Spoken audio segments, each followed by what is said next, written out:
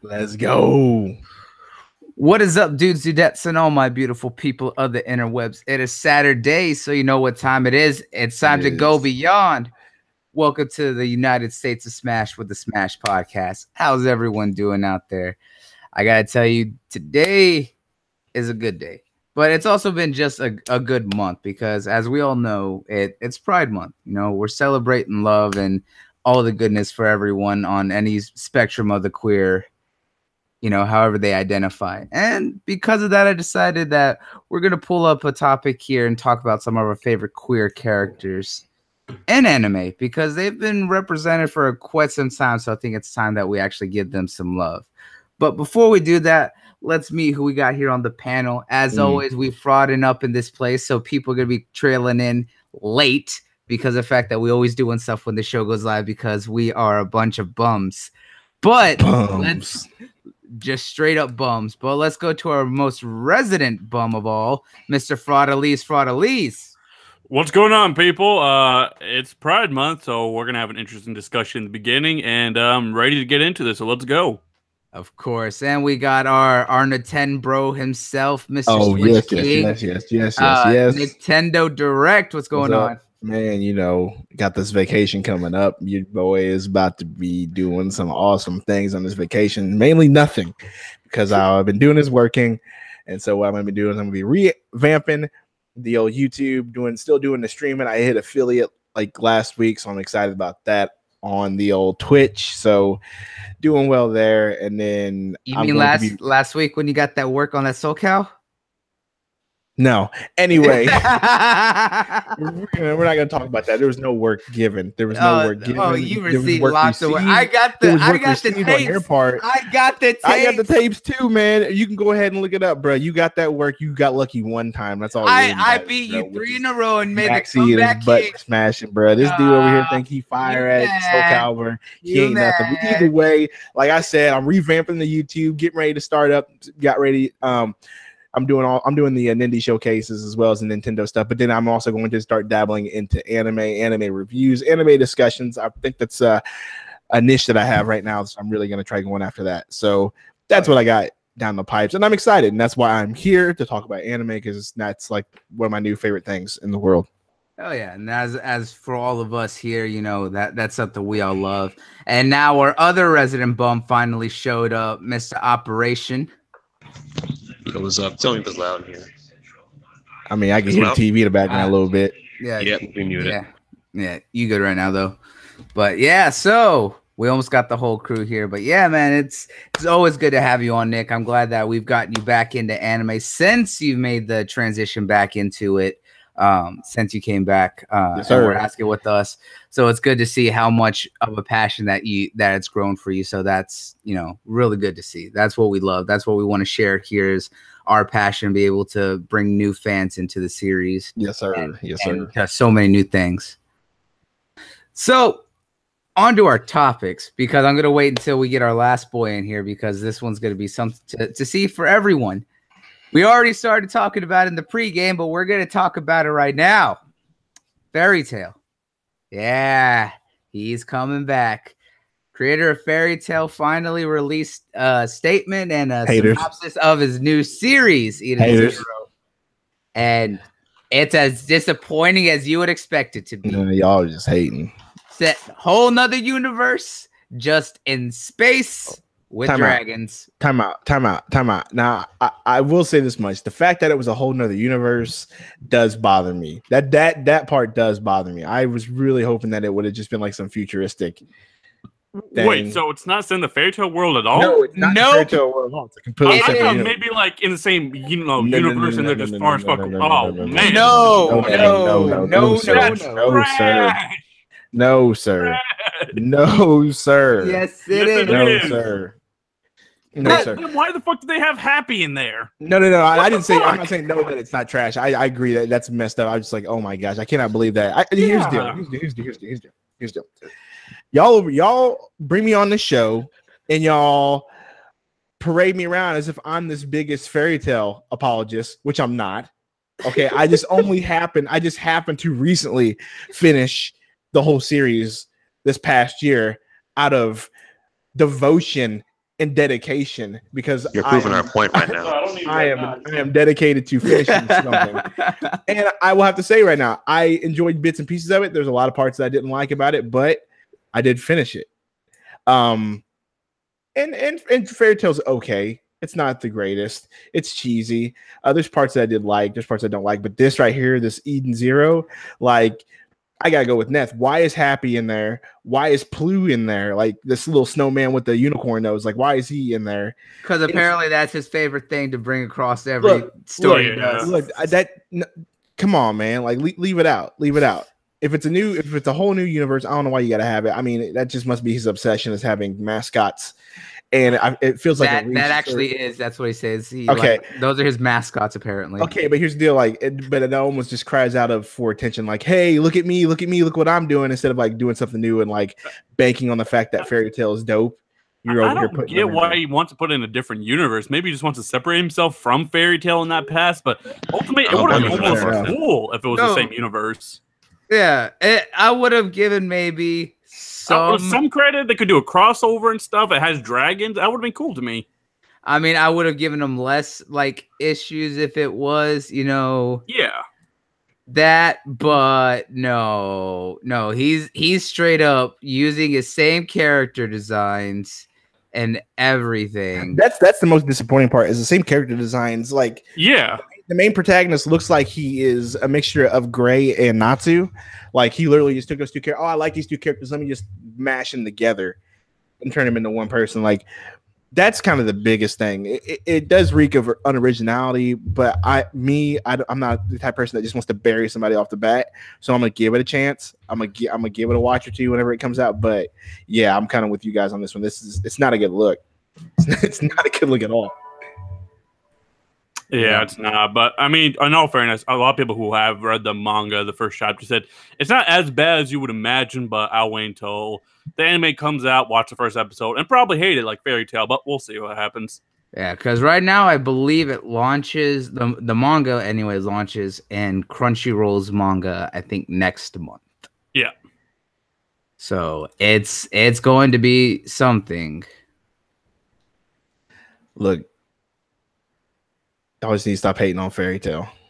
All right, just let it go. Hey, it's just okay. So you guys know, this was the man in pregame who trashed One Piece, but it's like, man, Fairy Tail, it's not so bad. Stop hating on it. Here's one thing. Hold on, Neth. This is one thing you need to learn about me. I am a piece of shit. For that too. But for lack of a better word, I am a oh my gosh, what's that word? I done forgot. When you go against the grain just because. Yeah, I get you. I'm one of those people when it comes to certain things. Like, everybody keeps telling me, "Oh my gosh, One Piece is amazing." I'm just like, it's all right. In all fairness, One Piece is so fucking hard to get into because it's so fucking long. It's too long. It is ridiculous. But it's all good though. It's all good. I don't hate on anybody who likes it because I do understand like why it's such a big thing. Right now, I just started on Tokyo Ghoul, and I'm getting ready to start Hunter x Hunter. That's like the two on my list right now. Oh, Hunter x Hunter, you're gonna have a fucking trip with that one. That's just those are the two on my list right now. I finally finished the first episode of Tokyo Ghoul Re, as Bloodie told me to do, so I'm excited about. So I got through it. I fell asleep the first time because I was really tired, and I finally got to the part where he was like, "Oh, you need to get to the end because that's where the big catch is." I was like, okay, cool, fine. I got there finally, Bloodie. So you're welcome. Where's Bloodie at? I think Bloodie's just trying to take in like how was this man so smooth? He undercut One Piece and part up the Fairy Tail isn't so bad.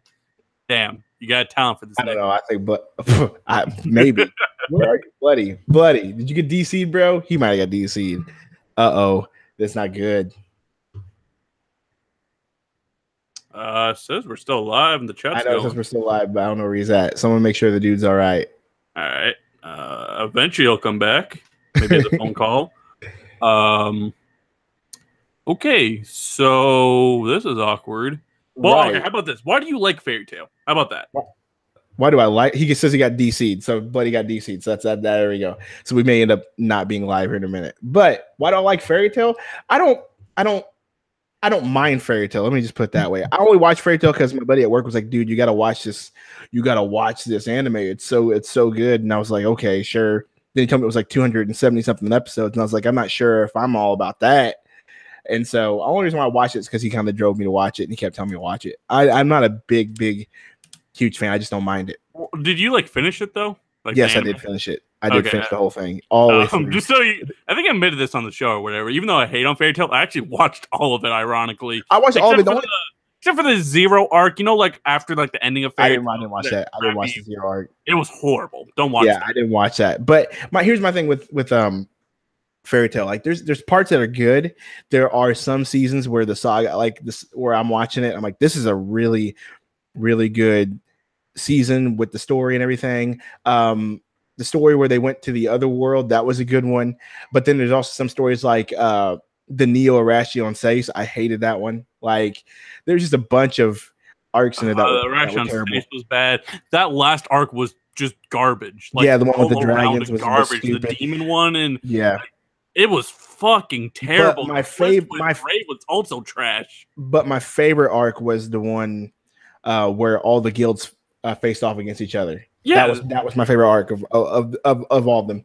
But yeah, there are bits and pieces. Like the one thing about Fairy Tail that really drives me nuts though is Artiback. Not to thank you for coming back. Not to conveniently, and everybody in Fairy Tail just conveniently can just gain power because of my friendship through friendship and not working hard, which is annoying because and that's ultimately his downfall as a writer. I don't know if he'll improve in Eden Zero, but that's why a lot of people have a problem with him because friendship bullshit power-ups are just too common in his fucking work. Right. And it's really cheesy. The issue is he relies on too many shonen tropes. And that's the problem. It's just like, while yes, that's an aspect of shonen, it shouldn't be the crutch of everything. It's like, oh, I could magically power up at just any point, and then she's like, even when that's enough, just hey, all of us together as friends can defeat anything. That's a sad crutch, and that shows a failure of his writing because I give crap to Tite Kubo, and Tite Kubo has a lot of talent, but the thing is, like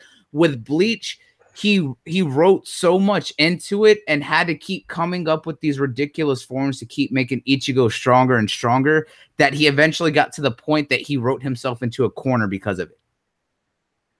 Like the very last form with the like villain at the very end of it, who was basically God, that how the form that he had to create for Ichigo to basically take down God was so out of left field, made no sense on how it came to be, that it was just a failure of his writing. What we've seen with the creator for Fairy Tail is that he does the same thing, but he's using no skill. He's just using the tropes that is so common to be able to use it as a crutch to get through with his writing. Which is what annoys me so much. Like I said, there's bits and pieces that I find out like, but fuck in Zero. But yes, when it comes to Eden Zero, that's what I'm looking out for. Will he change his ways, or will this be Fairy Tail Part 2 in space? That's what I'm waiting to see. I think it's going to be Fairy Tail in space, and I'm just going to be like, okay, whatever. But I'm still looking out for it. It's still on my radar.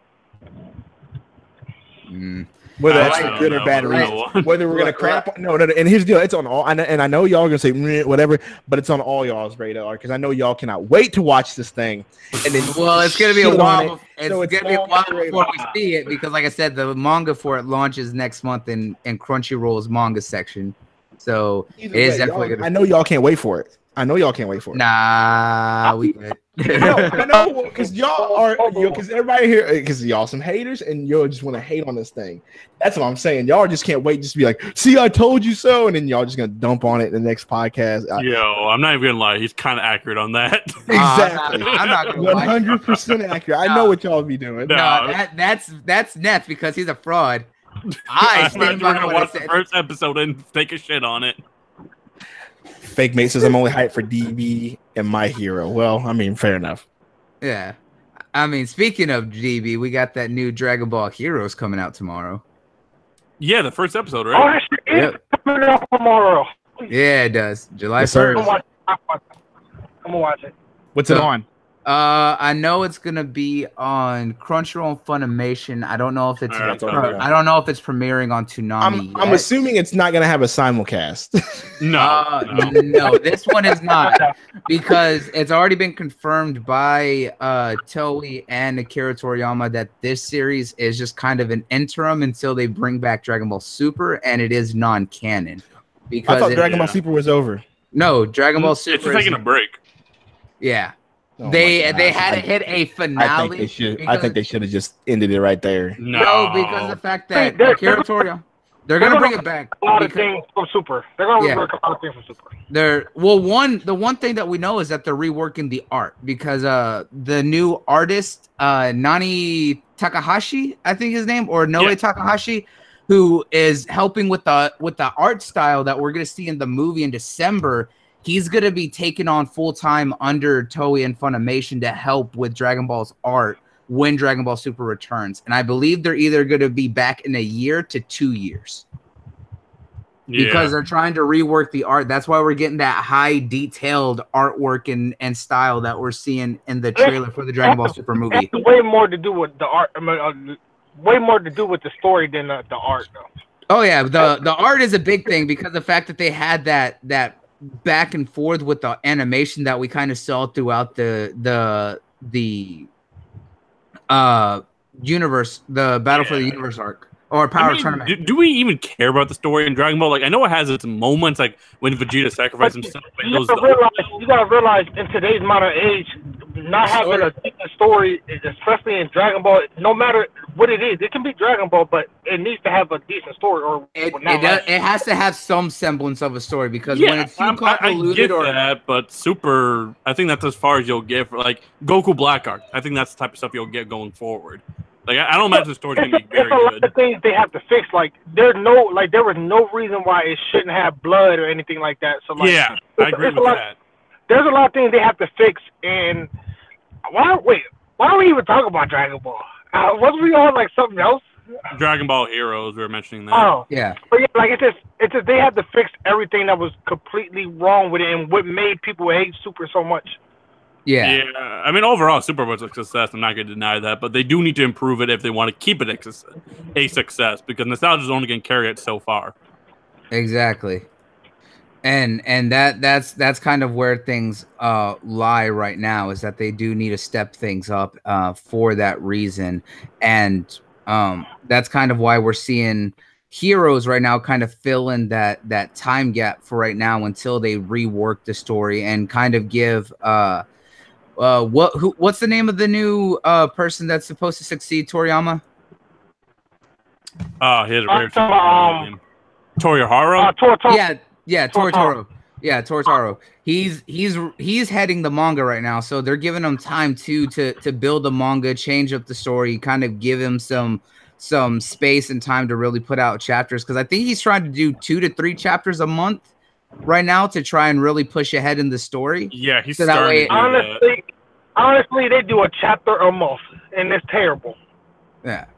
Yeah, well, it's like, that's what they're trying to do. That's what Toritaro's wanting to do, because I remember reading that, is that he's trying to. That's why he's trying to write a lot, so that way they can really push forward and get ahead, because of the fact that he didn't like the pace that was being set. They need to do that ASAP, because they're dropping like regular weekly mangas on a monthly basis. Like it's only like 24 pages every month. So yeah. And that's what I'm saying, is that I think that's why Toritaro is really pushing, and that's why I think they really had to take the time off after the Tournament of Power, and especially with the movie and everything. So I think that's why they have their other subsect of the Dragon Ball division, because they now have that Dragon Ball department dedicated to Dragon Ball. They have the main ones that were working on the manga and future anime with Toritaro, but they have another one who's working specifically on Heroes.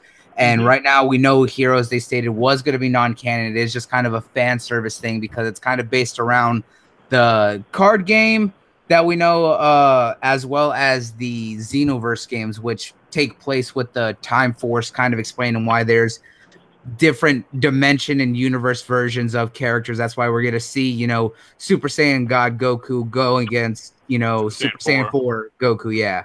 Yeah.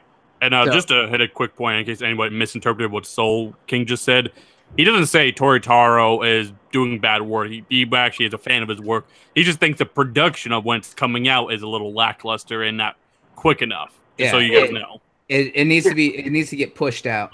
Yeah. Because he does great work. I like how he kind of re-engages the story and makes it make a lot more sense. And like the way he choreographs his fights are fucking great. Oh yeah, we got to see a lot of that more than the anime any given time.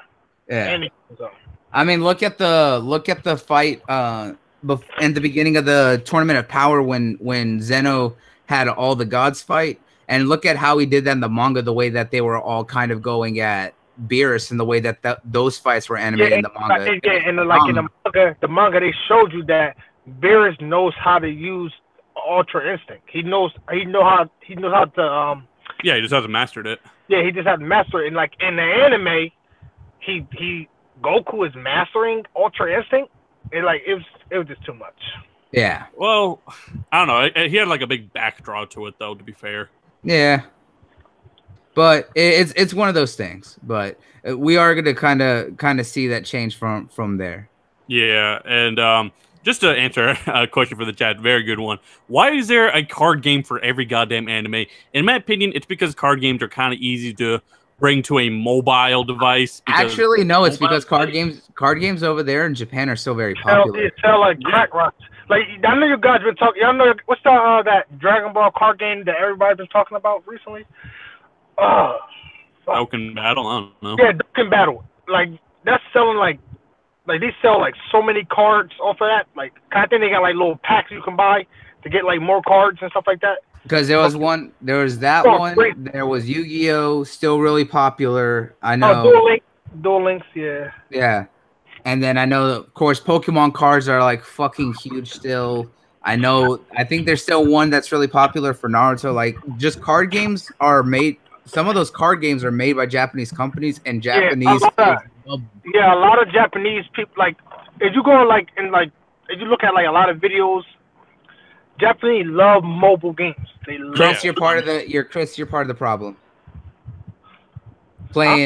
No, Chris admitted that they play Yu-Gi-Oh! Vanguard, Buddy Fight, but there's like 100 others. I was like, no, you see, you're part of the problem.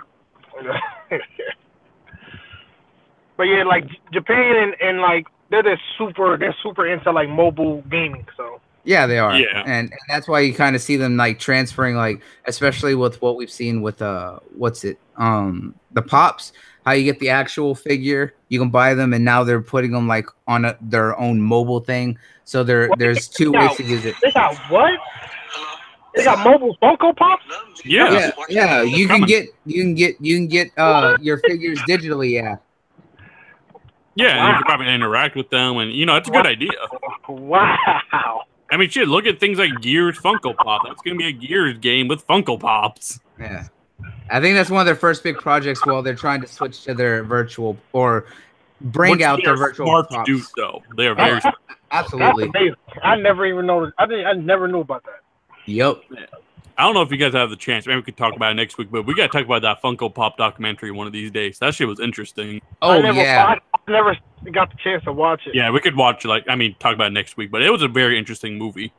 Oh, yeah. We'll talk about that one of these days. But now on to our next thing. Now that Soul finally was able to join, we're able to talk about it here. So, like I said, it's Pride Month, and anime is probably one of the biggest mediums that has actively represented, LGBT and queer characters for years. Since honestly, as back as far as the 80s and 90s, we've seen a lot of those characters. And I decided that maybe we should talk about some of our favorites that we've seen. So, Neth, why don't you go ahead and start off? Just so you guys know, off the top of my head, I can't think of an actual couple that may be on the queer side, but I can't think of great characters who may be that way. For example, in One Piece, yeah, of course I'll bring up One Piece. You have people like Bon Clay, like that's Operation's one of his favorite characters, because Bon Clay literally sacrificed himself multiple times for the One Piece crew. And then you have Ivankov, who literally gave Luffy the ability to go and try to save Ace and get him so fucking close to doing so. And yes, I'm holding back tears when I say that because I know what happens. And you know, great characters like that. They're kind of interesting characters like you see in Tokyo Ghoul. I forgot his name. His purple hair. What's his name again? Bloodie. You took mine. You took mine. She's took everybody's right now. Let's be real. Yeah, Shusama. Dude, he's crazy. That dude's crazy. Like it doesn't really bother me of what they prefer to do, but at the end of the day, these are great characters, and I'm glad they're being represented. And I think the anime industry does this the best out of all the industries I've really seen. Like, it doesn't feel like forced or anything, and it's just, you know, natural, organic, and they do it the right way, in my opinion. Where do you guys want to go? Fake, I know that's not true because of what's coming. No. Yeah. No, that's not true. Yeah. Wait, what did he say? He said that a lot of fans believe Deku is gay. I'm not even going to say it. I'm not even going to say it. I read the manga. There has been no inkling of that at all. No. No. I don't know how to. The cat guy. He's kind of there. Isn't he a trans? Right. You know the guy that's a part of the cat group? Yeah. Oh, with the Pussycats tiger. Yeah. Is he? I think he's a trans. No, dude is too swole to be a trans. Yeah. But man, this anime, anything possible. I think they say he's like. I would say he's more of a drag, but not full on trans. He's a drag queen. Yeah. Oh, okay. It's a swole-ass drag what queen. about Naval Laser Dude? Oh, yeah. I think he's just eccentric. Do we think he's just eccentric? Or do you think he's just kind of? I just think he's androgynous. That's it. He's just very effeminate. Hey, there are men like that are straight too. Yeah. Oh yeah, I mean, look at Prince. Prince, the man, the myth, the legend. You're damn right. But Oyama, no, I wouldn't say so. He just understands a lot, because I mean, look at the way he was talking with Uraraka during the fight with the teachers during their training, when he kind of recognized how she was. You know, he's just very effeminate would just be the words, but I don't think he's gay. They touch on that a little bit later on, but I'm not gonna spoil anything for you. But it kind of makes sense what they do with him later on. But y'all okay, yeah. All right. Oh, you're good, Christina. Up, you go next. Oh, Neth already took my damn characters. Jeez, but Bon Clay. For real. Bro, yeah, Neth over there taking everyone's. Exactly. Bonko was a homie in One Piece, though. Like, when we first met, like, this dude weird as fuck. Because like, you see him, right? He's like a ballerina and whatnot. He's messing with the straw hats and everything. But as you get to know him, they progress out the show. And actually see him help him out through the end, especially Impelled Down arc. Man, that dude, like, that's a special place in my heart, especially with his sacrifice in the show. But yeah, Bonko's a real cool dude. So, hang on. Justin said in the chat, the author of My Hero said that there are two gays, that the cat dude is one of them and the villains have one too. The cat dude? Oh, yeah. It's the Pussycat Dolls? No, I know it is. It's the guy with the giant magnet. I think that's the actual trans. Yeah, I was about to say Magna would make sense as a trans, because it's obviously a female that's very dressed up like a dude. So I would write about the cat dude, right? That's what it looks like he's saying. Like I said, I would see him more as a drag queen, but it is still possible that he is still gay, even as a drag queen. Okay. So I could see that, yeah. And that's cool. Like I really like Tiger. Tiger's badass. Like like the way when he was fighting Magna, when they showed off his quirk and how he's completely like rubber stretch and like body slammed her from behind you, that was badass. Man, I'm trying to think. Okay, well, Nick's trying to think of some characters while he's trying to pull his brain. Go watch some hentai real quick, bro. You get But Neth just took it but most recently, because here's the deal, because like whenever a sort of either gay or like very or just a character like that, like I don't like, it doesn't stick in my brain. Like I don't like say, ooh, that character's gay. Like that doesn't hit me. That doesn't come to my brain like that. So like but most recently, the one that I've noticed was Tokyo Ghoul, the crazy guy that like all he wanted to do was Kaneki. The guy that wanted to just get what the Kaneki, whatever his name, he was trying to Shoot. eat on him and that guy, and then the right hand man to that. Oh, what's that crazy dude's name?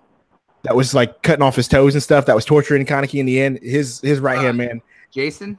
Yeah, the guy that Jason, right hand man. I forgot his name. I know you're talking about that. I know. Yeah, exactly. His right hand man. He was also there too. Those are the two that stick out of my mind. But definitely the guy that I can't remember his name, but the dude that was after Kaneki, like that guy was a great character. And like, whenever a character annoys me or it's enough to make me mad in the anime, like if they really make me mad genuinely, where I'm like, I don't want to watch this anymore. That's when you know you have a great character. And that dude was one of those characters, because I was like, man, get this dude off the screen. I don't want to see this dude. He's nuts. He's crazy. But he was a great character. Oh, yeah. I don't know, man. Jessica Jones always turned that show off with Jessica in season 2, man. She was annoying as fuck. Oh, I'm not even gonna go on. No, let's not talk about that. No, we said anime. You're next. You're next. So, I got like a list. So now, I say Aluka from Hunter x Hunter. That's Killua's little brother. Yeah, that's definitely one of them. Hisoka from Hunter x Hunter. Who else? Mako from Kill la Kill. Mako, yeah. Well, I think she's gay. Yeah, real quick, is Korra gay from Legend of Korra? Is she gay? I believe she was confirmed to be bisexual. Oh, was she half and half? Okay. Yeah, I believe she was confirmed to be bisexual. Yeah. Mako, I mean, I can kind of see it, but there's also like that weird relationship that she develops with what's his name, the really big dude from the top 4. Remember in the end of the episode, the end of the season, she's like, yeah, I'll go on a date with you. With yeah, the big dude. No, with the girl, the main character. Yeah, but she was just saying that because they all went out. It was her and her sister and Mako. They all went out together. Yeah, I got one. So I mean, I could kind of see it, but that one's kind of has to be inferred a little bit. It's not as explicit, but I mean, like I said, I definitely see where you're coming from on it. Oh yeah, homegirl from Ghost in the Shell. Major? Yeah, Major is bisexual. So go ahead. I think that's all I can remember. And the girl from Bleach, Yoriichi, the cat girl. Cat girl? No. Oh, what was Ichigo and Orihime's friend? She's a lesbian because she's in love with Orihime and fantasize about her. Like we had that in her whole story arc during the Soul Society. I swear the black cat was like bi. Yoriichi, I swear she was bi.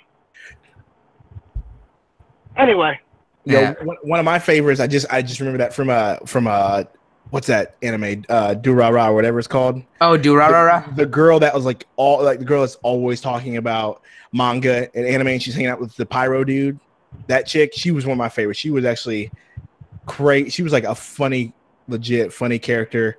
I know what you're talking about. Yeah, she was the two friends. Yeah, she was a legit funny character like that, and she was always hitting on I can't remember that chick's name. Always hitting on that chick though. That was the chick with the blade or whatever her name was. She was always Celti?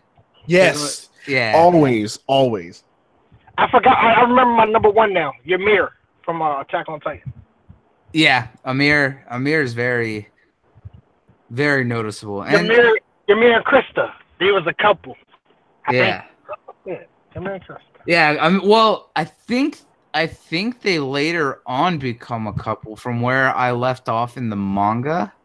But I know Ymir is like obsessed with Krista. She loves her and wants to protect her more than anything. So it's definitely a very interesting dynamic from those. But from my list, I actually have some newer ones and some older ones. And to first start out, before Chris had to say anything, because they should learn to wait, is that one of the earliest depictions was Sailor Uranus and Neptune from Sailor Moon out of the Outer Senshi. They were the first lesbian couple in mainstream anime back in the 90s. So it was interesting because they were also one of the first biggest indications of censorship when it came to the West, because they changed the relationship from them being lovers to them being cousins, but a lot of the interaction still between them still very implied. That's like way more creepy if you think about it. Exactly. And it was one of those cases of where censorship should not have done anything and should have just left it as is, because Sailor Uranus was very manly, because she would dress very tomboyish, she would act very boyish, whereas Sailor Neptune was very, very feminine.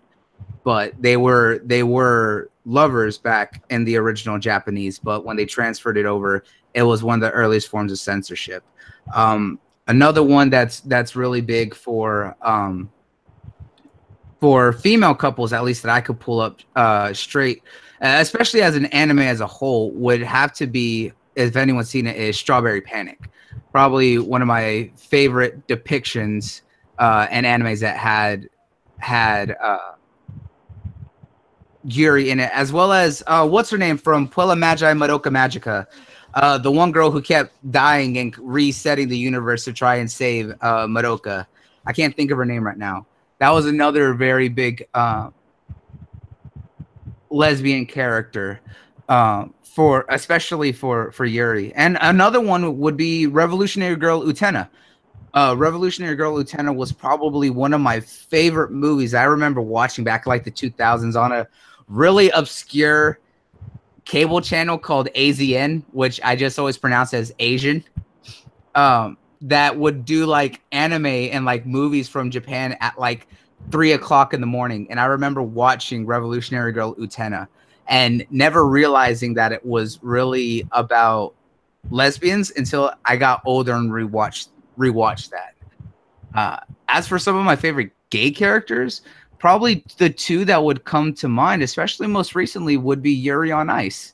Yuri on Ice was probably one of the biggest blowouts when that came out, because it was so heavily praised because of the fact that it showed gay figure skaters in a very different way. It wasn't on the aspect of yaoi where it's very overtly sexual or anything like that, but it did kind of play with the relationships between the main characters, from Yuri Katsuki along with Victor and Yuri Poletsky.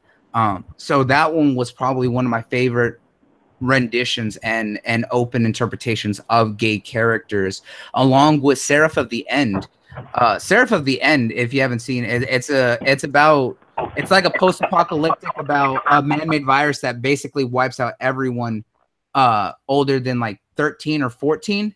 And because of that, there's only children left alive and vampires come out. Well, the two main characters, one like pledges to kill the vampires, and the other one is like an actual vampire, but they're best friends and they got separated long ago. But throughout the series, we really see that the relationship, that they really deeply care about each other. And it surprised me when it basically went into full-on, yaoi mode, where they actually kissed and were like very couplish throughout the series, especially in the second season. So it was still a really good shonen. It was kind of more of a shonen ai, but it was still very yaoi-esque. But those were one of my favorite depictions of gay characters without going full on yaoi, like Super Lovers or Junjo Romantica. I watch a lot of stuff. Buddy over here. Oh, we can tell, man. We can tell. Yeah, did you just carry the whole subject? Buddy's over here watching Valkyrie Drive. No, he forgot that Ryu from Devilman Crybaby. I totally forgot. Yes. Ryu right. is straight up because of that would definitely fit. Absolutely. Ryu would be another one. And then it was weird at the end where he became like an angel and was female of male, like type. Straight up female status, because like had a penis and tits and everything.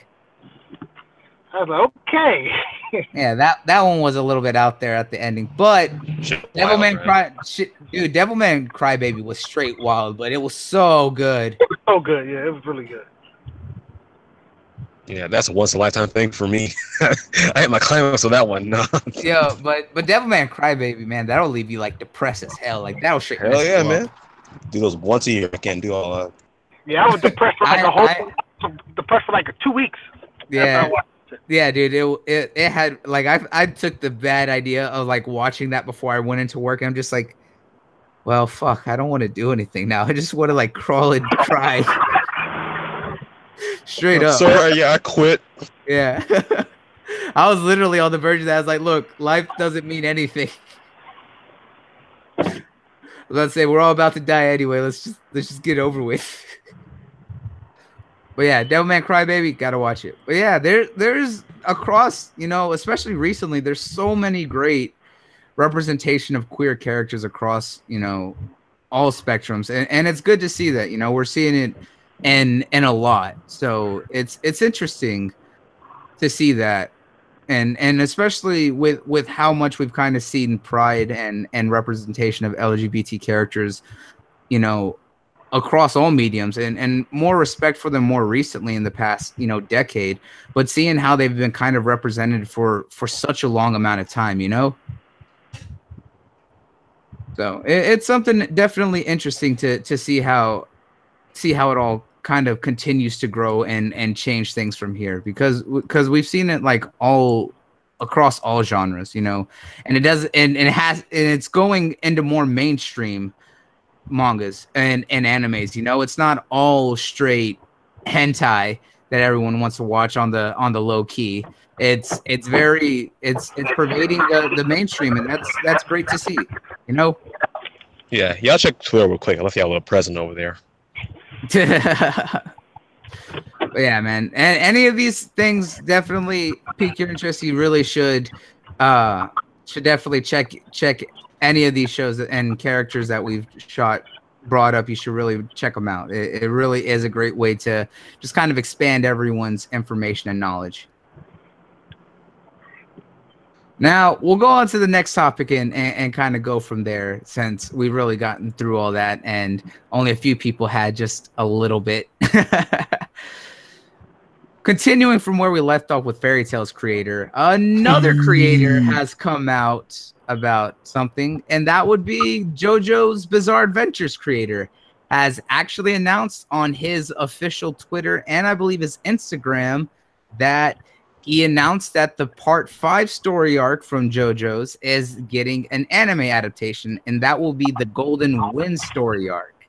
And it's very interesting to see that this show and this series just keeps on going, and we kind of make fun of it, and it really is just over the top and meme worthy, but JoJo's is really good. It is one of those shows that does not hold back. It is absolutely brutal and violent to the highest order, but it is also just so bizarre. It really is, because a lot of the characters are very burly masculine men just doing effeminate poses or an effeminate dress, and it just makes it so good, along with the love that he has of using yeah, we're not talking about the fucking Ginyu Force right now. Get them out of here.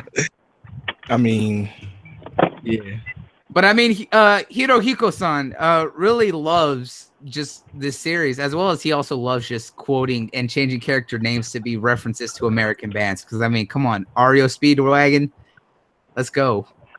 I love me some REO Speedwagon. But I mean, this is kind of expected that the next part in the series would get an anime adaptation. I wasn't too surprised, but you know, with the fact that I believe it was only like a year ago that we just finished the not Stardust Crusaders, Diamond is Unbreakable. We just finished the Diamond is Unbreakable story arc, which was part 4. That they're quickly going into part 5 story arc, and they're doing them at a decent pace, which is the best part about it. Because I don't know what part he is on the manga. I think he's on part 9 or part 10 in his story, and it's great because the fact that it does have a tie to each previous part, going through the entire family lineage of the Joestars. and their immortal enemy, the vampire Dio. So, you know. Anyone have any thoughts on this? Is Dio the one with like the blonde hair? Yes. The Dio is the one.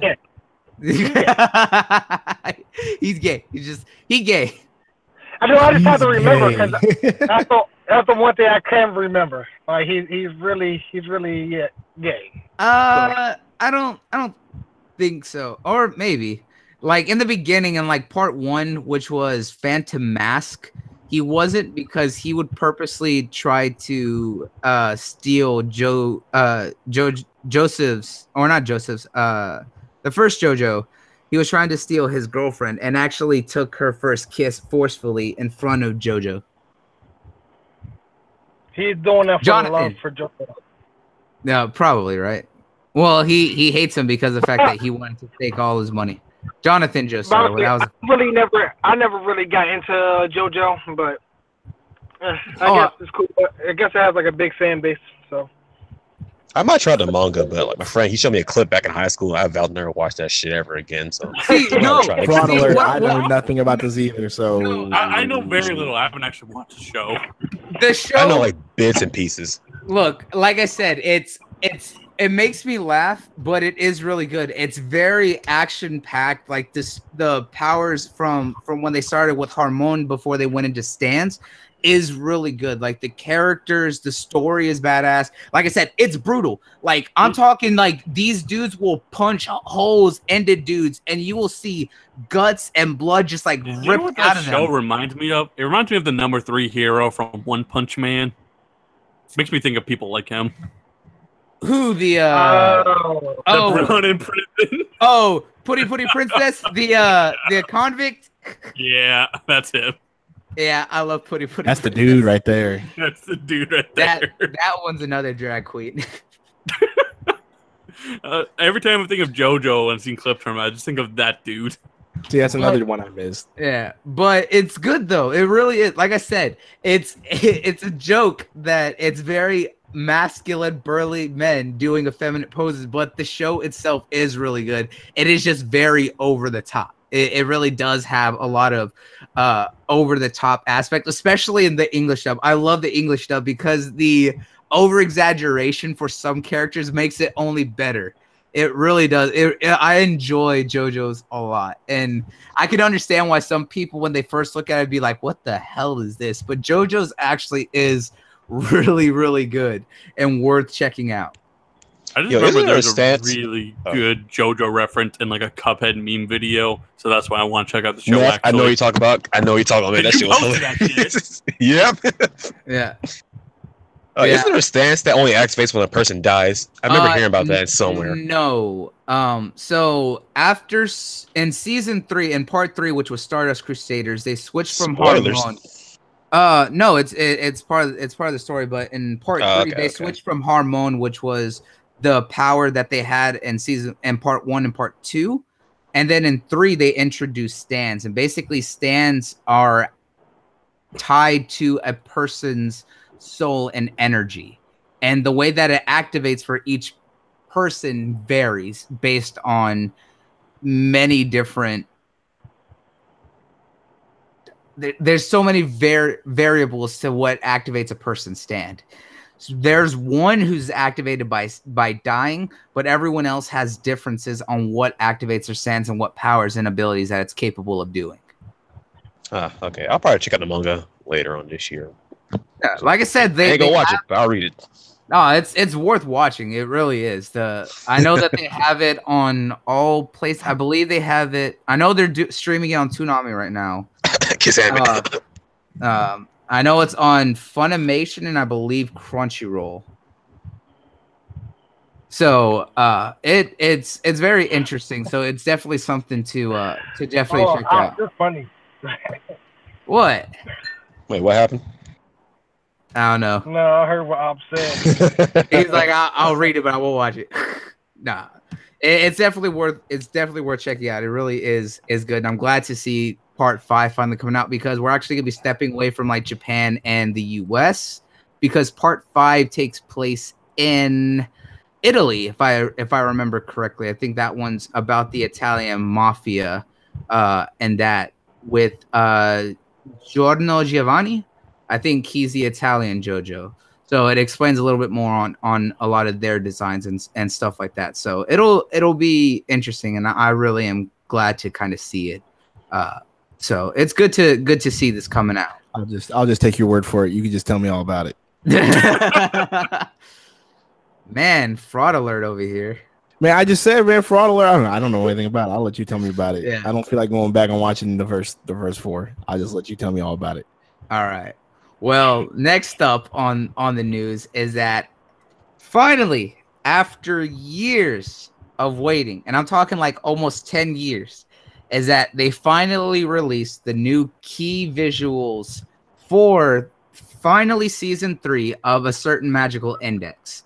And it's supposed to be premiering in the fall season of this year, which is a great thing because A Certain Magical Index, as well as a scientific railgun, is probably one of the most loved franchises, because A Certain Magical Index and a certain scientific railgun were both in the same universe, but A Scientific Railgun was a spinoff, and both of them take place in a universe that's full of espers, or people with psychic abilities, and it really is great because of the fact that it has so much action, has so much humor, similar to on what you'd find in Mob Psycho 100, just not stylized like Mob.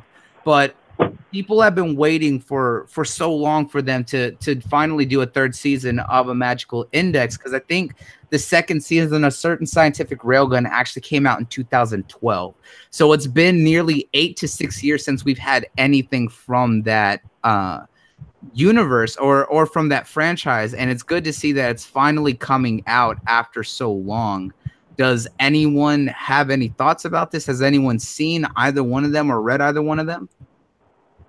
No, but Nope. You mentioned Mob Psycho, and if you say one of these is like Mob Psycho, then I'll have to check one of them out because Mob Psycho is my jam.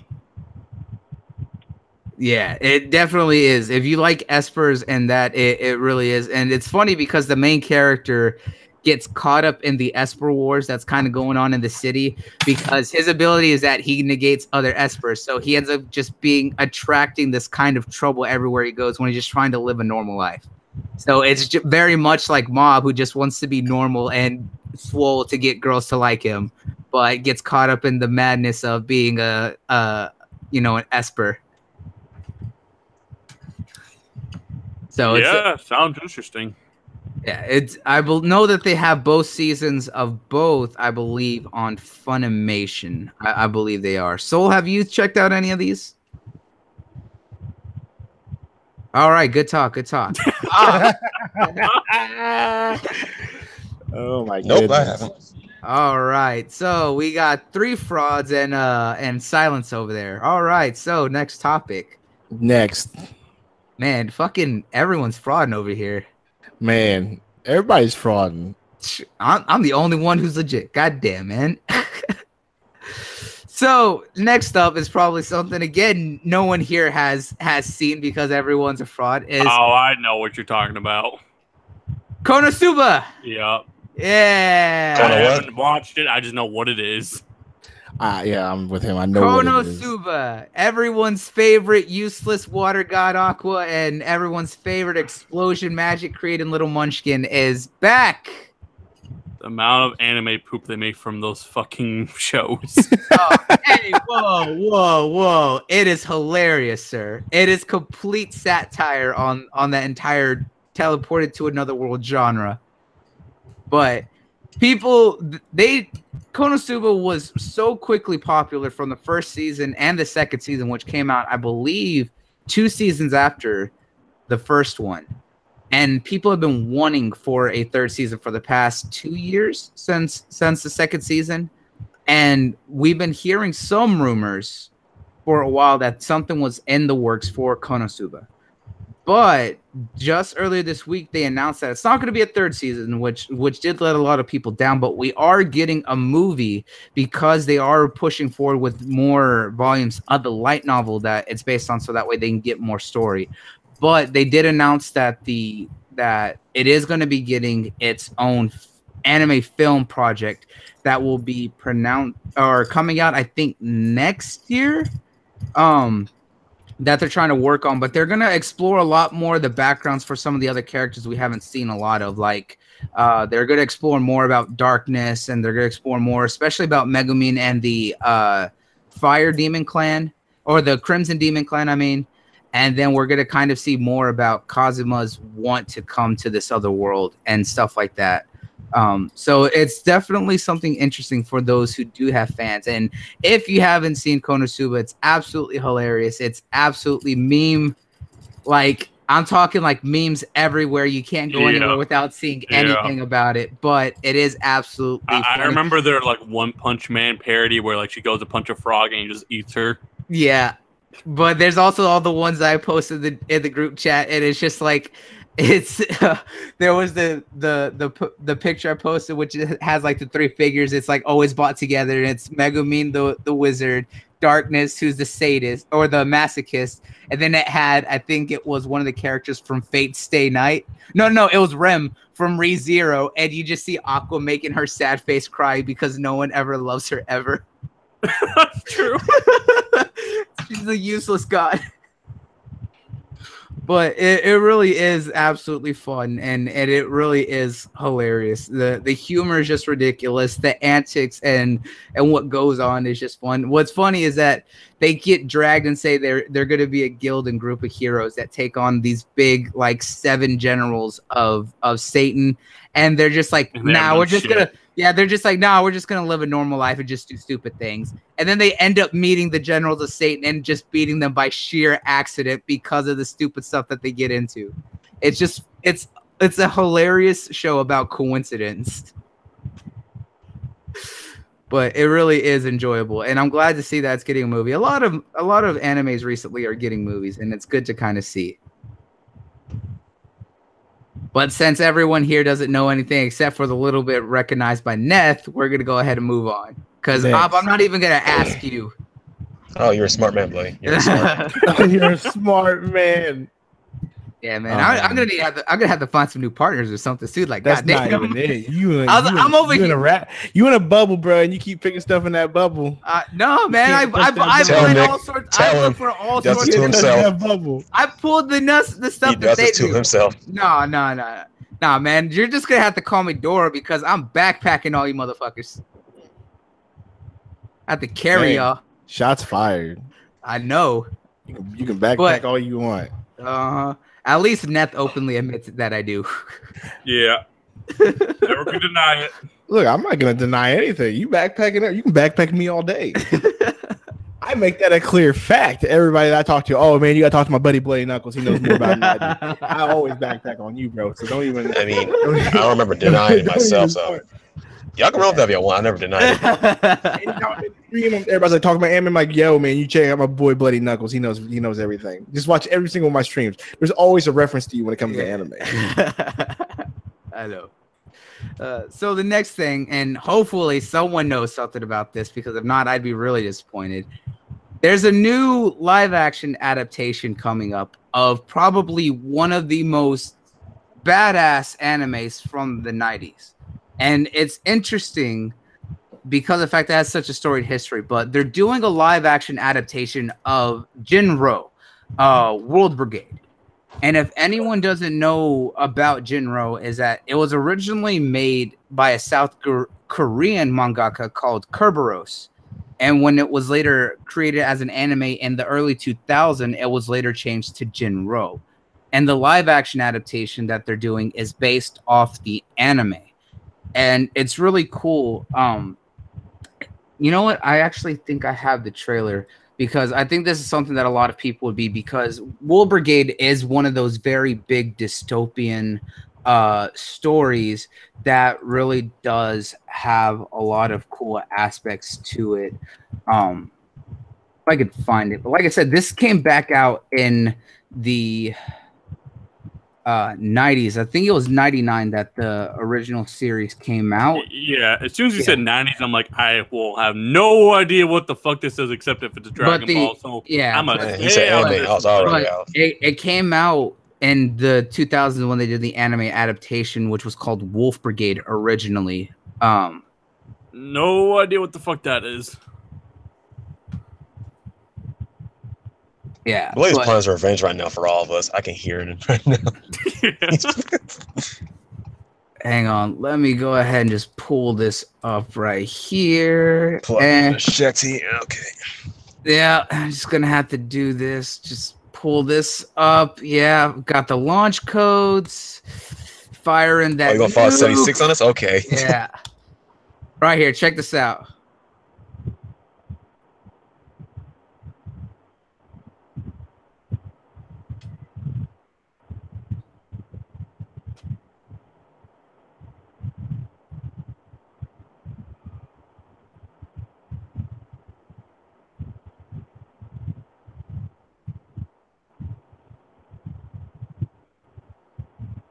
Is that the dude from Killzone?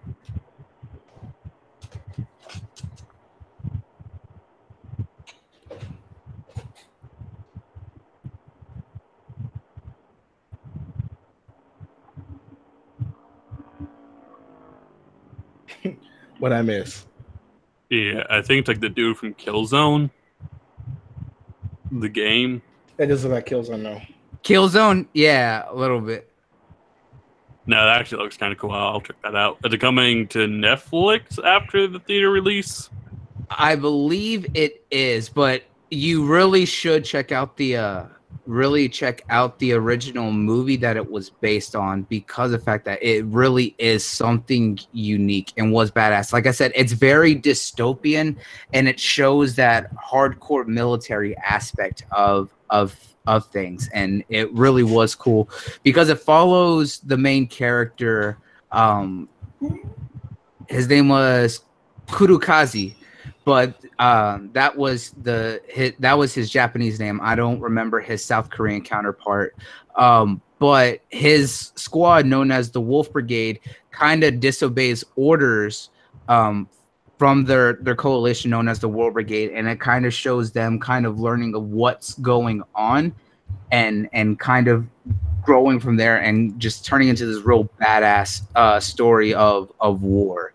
And it was probably one of my favorite military styled stories, because it was actually about I believe it actually took place 10 years after, or in the story it took 10 years after World War II. All right, interesting. The movie looks kind of cool from that. Probably won't check out the anime until I see the movie, but it is what it is. If it's on Netflix, I'll give it a watch. It really is worthwhile of checking it out. Like I said, it really is was phenomenal for what it did, and you really should check it out. It's severely overlooked and underrated, so I think a lot of people should really definitely go watch the original to get the idea of what the live action is going to encompass. Nice. You said it'll be on Netflix too, right? I believe they haven't set right now. From the article that I read, they said they were looking at putting it there afterwards, but right now that I believe it's going to be coming in to release later this summer. Yeah. That they have that they're going to do the live action and release it. They haven't stated where, but they said they are looking at Netflix to come shortly after. So think of it kind of like what we saw with Full Metal, Full Metal and Mob Psycho, how it released back in January, the live action of Mob Psycho, and then earlier, I believe in May, that it released the live action on Netflix. So we may see it here later this year on Netflix. And while Full Metal kind of sucked, like the movie itself sucked, that model is actually really good because it gives it a lot more exposure. A lot of people saw that shit because they remember the Full Metal anime at least, and they're like, "Oh, cool, it's on Netflix. I'll just give it a watch." Yeah, like it's good for the product itself. I think with a lot of the live adaptations, while some people still find them hit and miss, we're starting to definitely get better of the visual and the stylized aspects of what they're trying to encompass. Now, story-wise, writing-wise, casting-wise, that's always going to be a toss-up because, you know, some of those anime characters in general are so visual and very artistic in the way that they are, from like hair and personality and certain looks, that not all people can physically recreate that, but they do the best. But what they do mostly is definitely recreate the atmosphere and visuals. Look at what we saw with especially with Ghost in the Shell. Everyone loves to hate on Ghost in the Shell. I found it enjoyable for what it was. They had the right characters who really encompass the personality and look of their anime counterparts. They built the world exactly as you would see it. They built that universe and really gave it the same atmosphere. And I think that's where live adaptations are really succeeding. It's just now with the storytelling is the very hard part to hit.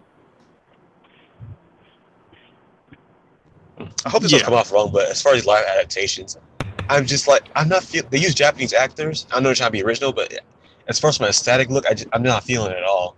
Because I look at the anime, look how they draw the characters look a little more Western. Yeah, and I mentioned that before, is that people always say, "Oh, why don't you use Japanese actors?" Japanese actors. I was like, no, you don't realize that anime, and a lot of animators and directors and all those creators have this real big obsession and love of Western culture or Western style characters. That's why if you look at a lot of anime, you see characters that are blonde haired, blue eyes, or very, Hawaiian-esque and things like that. Or you see, like, especially in Durararas. I don't know who brought that up earlier. Look at the Russian sushi dude. I mean, that was my dude. Yeah, Russian sushi. Exactly. He was straight up. He was straight up a black Russian. But I mean, exactly that. A lot of people don't realize that like 80% of Attack on Titan characters aren't Japanese. Yeah, exactly. The only Japanese character that's there is Levi. Yeah, Levi. And I never would have noticed. No, they even said that. And if you remember from the episode when they were talking about when her and Eren got into those fight with those dudes and killed them as kids, that they say that she was an Oriental, something that they say was Japanese that haven't been around for years. She's one of the last Japanese descendants. Everyone else is either European or Middle Eastern or full on American style. Like, everyone else isn't Japanese. Like, that's what people fail to understand, is that the Japanese, especially anime, love using exotic characters from like America or Europe or other places. That's something that they have a love for. It's why they're so open about it. Can they be a little more distinct so I can tell the difference instead of having them come out and say it? Because most time it goes right over my head. I mean, did you not watch Megaloboxing? Look at one of the fighters in Megalonia, Burroughs. He's American. I mean, straight up sometimes American. I can tell, but in most cases I usually can't. Well, I mean, a lot of characters. You could tell by just the styling. You can just tell. Yeah, but like, I mean, look at Attack on Titan. Like, his best friend, the blonde guy, he does not look any Japanese at all. Yeah. What's his name? Armin. Yeah, Armin. Yeah, he straight up looks European. Yeah, I mean, he's another blonde-haired, blue-eyed kid. And I mean, Eren is brown-haired and brown-eyed. You'd see that more in traditional Europe or Americana. Like, they don't have very much brown hair in Japanese culture. I was like, it's there, but not as prominent. It's typically all black-haired. So I mean, they are very prominent about their love of Western style characters. I mean, hell, look at who's another big example? Even Ichigo is very Western modeled. Yeah, that can go either way for me, but like we brought this up podcasts ago. Full Metal Alchemist, that whole fucking show, it's just European people. Yeah, it's all Europeans. That's a good example. That they're all European. Every single one. Exactly. And people were making a stink about them talking about doing a live action English adaptation of that. They're like, no, you gotta use Japanese characters. What Japanese character or actor is blonde hair, blue eyed? Like, let's be honest. This is definitely an eye-opener for me today. And if you think about it, like, Full Metal Alchemist was like almost a sort of shot at Britain, if you think about it, with the war that was going. Well, it was very. I believe it was very centered on a fictional style of Europe and Germany. I believe it was. Well, right, and but with the Or Britain and Germany. With Scar coming from the desert country, like it was very. He was, I believe, he was Middle Eastern. I believe he was meant to be Middle Eastern. It was very. I mean, if you look at satire of like the whole World War I situation, I think that's what I believe it was. Xing was China. Yeah, yeah, it's Chinese. But I love Fullmetal Alchemist. Don't even get me started. Yeah, that show is like fucking holy grail of goodness. That's the first thing I watch. One day. The original, not Brotherhood. But now Brotherhood's the best. No, Brotherhood is the best. But I'm saying the first one I ever watched. I mean, if you even want to, hell, look at Hetalia.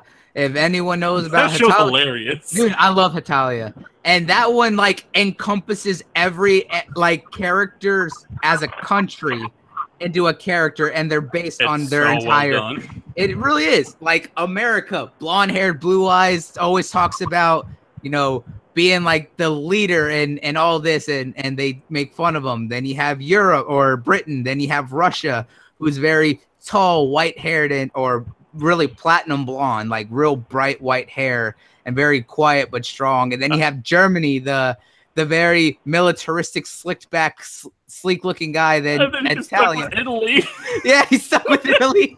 It gets him in a package of shit. It was hilarious.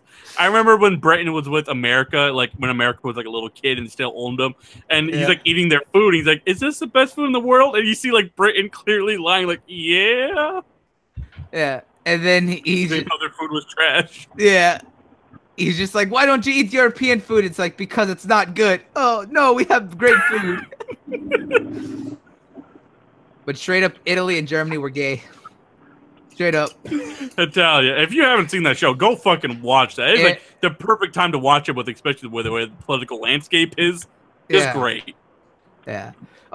When they were talking about World War I, and it was just America, England, China, and I think it was Russia, and like, quick, there's the Axis, go get him, China, and you just see America yell at China to go get him. I love that show, though. That was a great segment. That show is great. I believe that was a short form anime, so each of the episodes are like 11 minutes, 12 minutes, something like that. And it's like 2 episodes, like 2 mini episodes within each. They're real great. Solid show. Have to watch it. I'm so glad I thought of that. The list.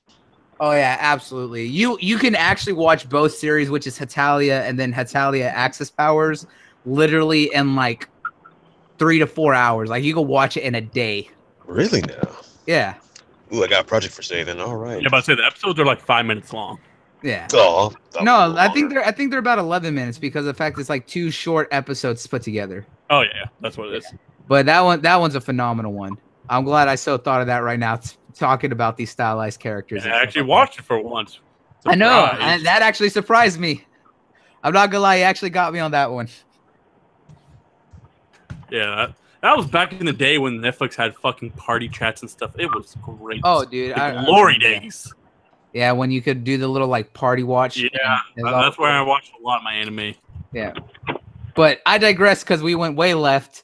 Back to South Korea. Definitely will check out Jinro, Wolf Brigade, the anime if you haven't. The live action is going to be cool. I love the style of it. Very military. So, yeah, definitely check that out. Now that we got all the anime out of the way, because the frauds are finally here to play, we're going to talk about something that they may know. And that's Sony. Woo! Yeah. Finally, I can distribute.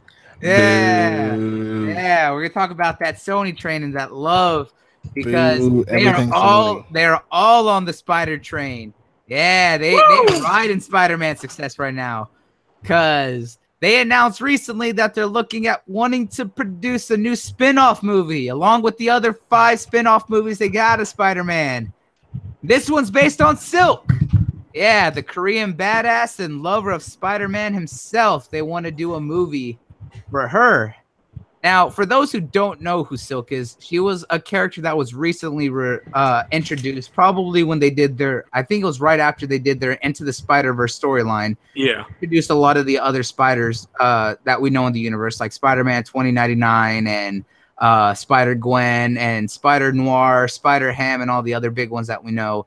Silk was actually revealed to be in the same universe as Peter Parker.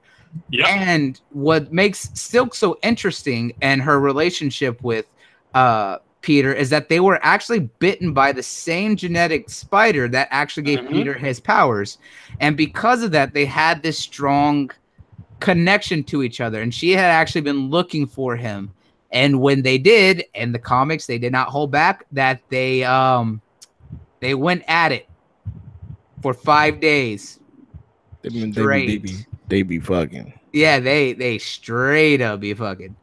But they've had a very interesting relationship because after that, her powers are organic, whereas Peter has to use his smarts to create his webs. Yeah, and that's how he got his organic web fluid, right? Yes, he was able to actually take some of her organic web fluid that she actually created for him, and he was able to create a formula for something similar to help make his webs actually stronger. Because for those who don't know, a little fact about spiders is that their threads are so organic that they actually have the strength of steel when properly textiled together.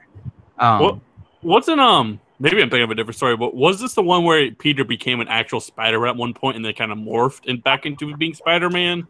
It was yes. That was the same storyline. It was actually because of the fact that he mated with her that happened. Yeah, that's what I thought.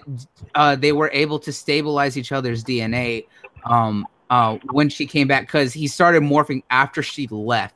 But after she came back and that happened and everything, he realized that she realized that she needed to be away from him and figure herself out and kind of find her own identity.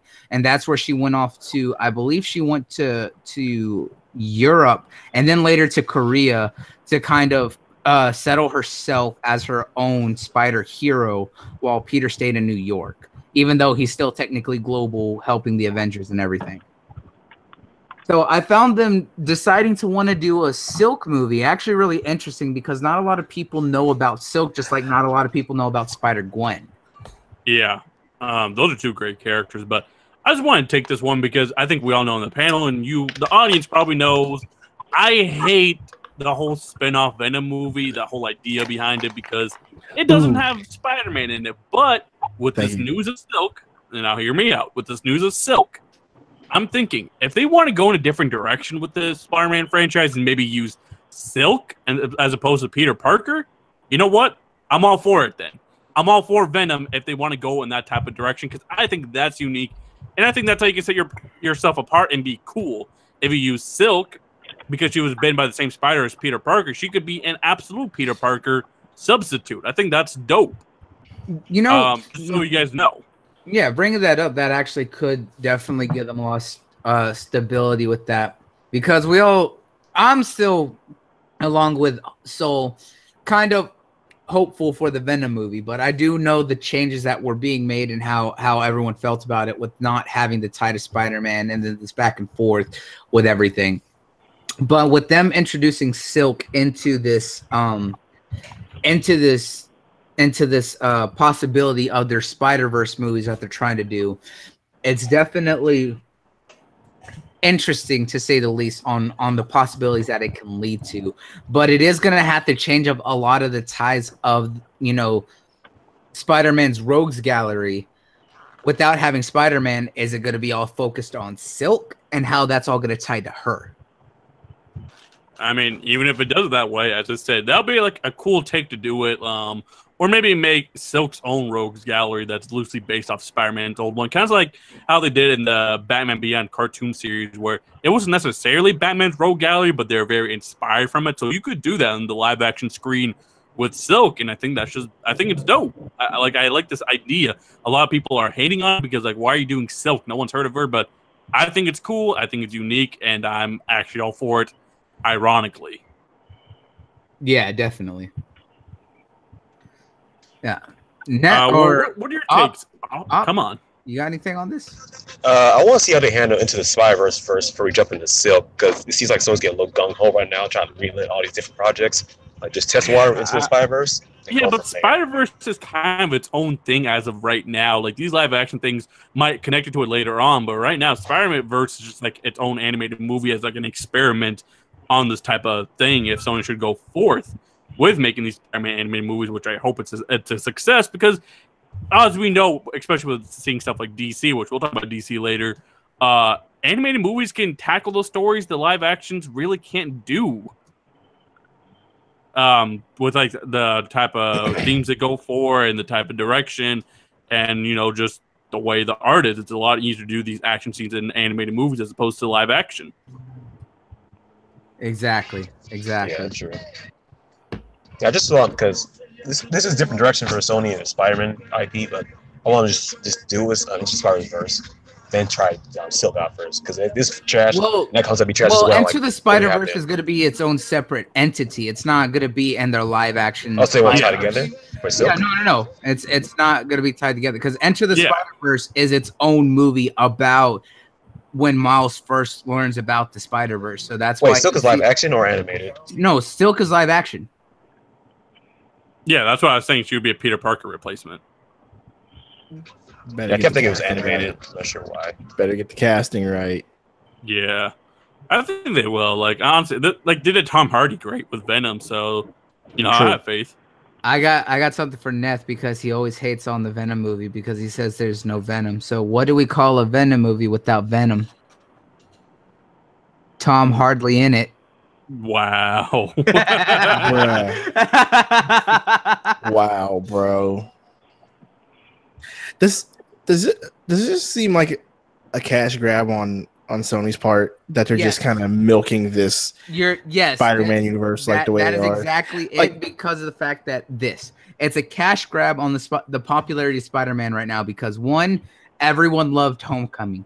Everyone loves Tom Holland. They loved how he did in Civil War, how he did in his own movie, how he did in Infinity War. There's already talks on Marvel's with the next Spider-Man movie coming out and everything. So everyone's fresh on Spider-Man right now. So what did Sony do? They were able to get Marvel to approach a studio who wanted to do a game that worked for them because of the fact that it was their own franchise, but they only own the movie rights, not anything else. So that's why they reached out to Insomniac to make it PlayStation exclusive because it adds into their funds, and they're putting it at a right time in September because it's just after the Venom movie, I believe, in August, I think the Venom movie's in August, and then Enter the Spider-Verse is in December. So they're putting it right between two big Spider-Man spin-off films to really keep that Spider-Man hype going. And so they're like, well, why don't we just put out as many Spider-Man branded films that we can and kind of milk the popularity. Right. And did I see this right? They're doing a Morbius movie? Yes. Yeah. Jared Leto's about to be Morbius? Yep. Yes, and that was actually the next thing is that. Wow, dude. Right now, they are really just kind of doing all these villains and just kind of tossing as many Spider-Man spin-off films as they have. Because right now, they have Morbius, and Jared Leto's going to be Morbius. We have Venom. There is the talks of doing a Mysterio film. There's already Silver and Black, which is about Silver Sable and Black Cat. And now they have Silk.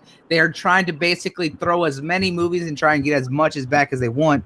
But it's because of these reasons that Sony's film company has not been making much back on returns when it comes to their films. Yeah.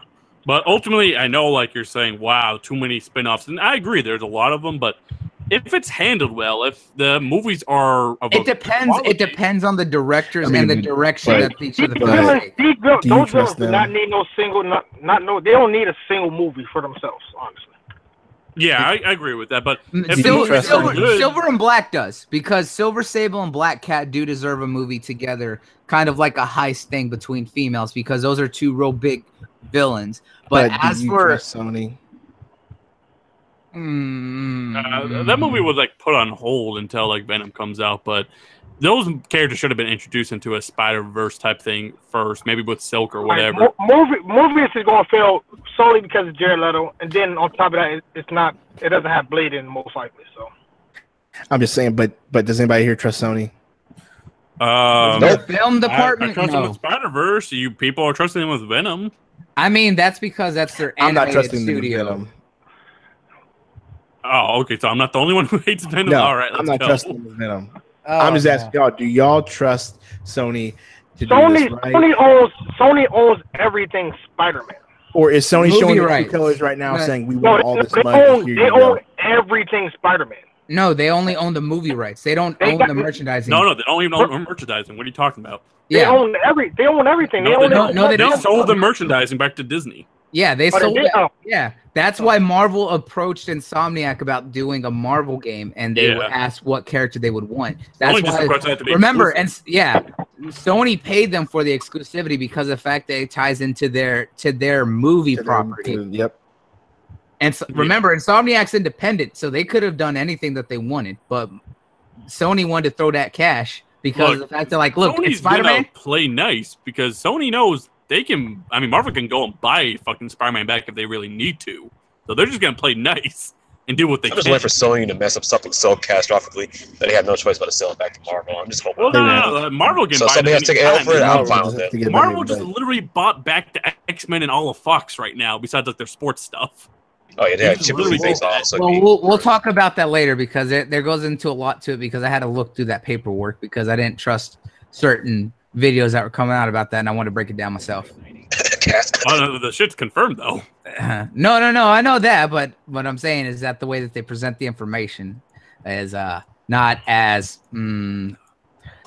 transparent as I would like. So that's why I was just like, I have to do it. But yeah, we'll get into that here. There's a lot of underlining things in the contract. Yeah, exactly.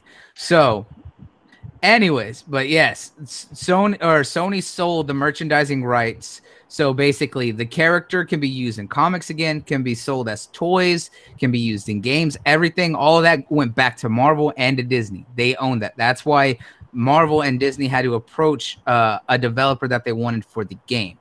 That's when Sony approached Insomniac and said, hey, we'll throw money at you to make this exclusive to PS4. And they were just like, okay. Hey, you're not working so and that's why we're seeing all of these, especially all these Spider-Man movies. It's a double-edged sword, right? Because of the fact that it's what we also saw with what was it? Was it Paramount? Who did the Fantastic Four? Was that Universal or was that Paramount? Which one? The recent one? The Fantastic Four. Yeah, because they're being held in a different place besides necessarily Fox. I want to say it's Paramount. I think those are owned by Paramount. But what it is that one, it's a cash grab because Sony's writing off the popularity of Spider-Man right now. But they're also doing it as within their contract of when Marvel originally sold all the movie rights to all those different companies. Is remember, they have to put out a movie within that time frame. While we had Homecoming, yes, it was still technically went through Marvel and Disney's production. It did not go through Sony Pictures. So that's why Sony is making all these other films. That's why they're doing Venom. That's why they're doing Enter the Spider-Verse. That's why they're doing Silver and Black. Why they're saying, hey, we'll do a Silk and Morbius movie. They're throwing all these movies out there, whether they're good or bad, because of the fact that they're trying to hold on to the rights. Sounds like a mistake. Yeah, well, it's kind of what also.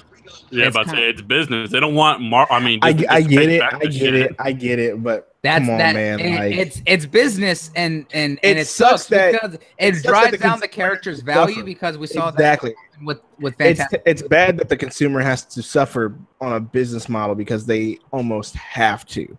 But and they also use it as they are rushing them out, and they're also using it as a kind of like a. They're basically holding the cards to their chest because of the fact that as long as they put these out, that means that if we want to see more Spider-Man in the MCU and stuff like that in the future, that means Marvel has to approach Sony and they have to work out a deal. So that means I thought Marvel already had a deal with Sony. No, they do, but that's what I'm saying is that for it's a certain number of movie projects. That means after those movies, that means if we want to see more Spider-Man or any Spider person, they have to go back to the board. So that way they just keep working out these deals, and Sony keeps getting these royalties and revenue off of think by that time they probably just gonna buy it all from them. So yeah, that's why I said Sony has to play nice in a way too, because Disney can just afford to buy them in a few years. Real talk.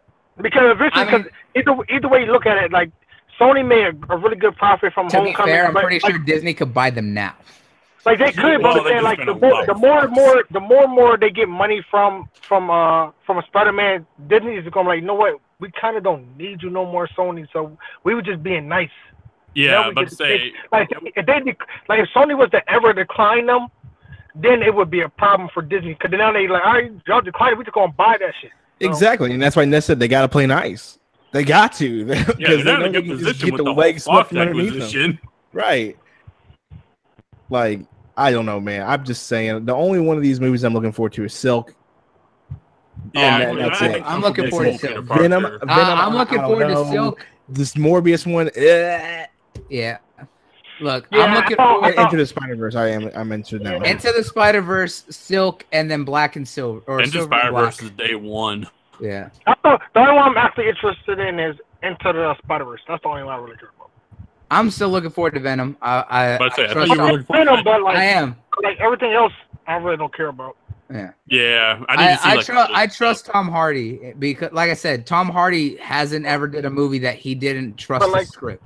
Like Venom can stand on his own, but like all these other villains, I really can't see. Oh, Morbius cannot stand on his own at all. Maybe Kraven, and I know there's talks about doing a Kraven the Hunter movie.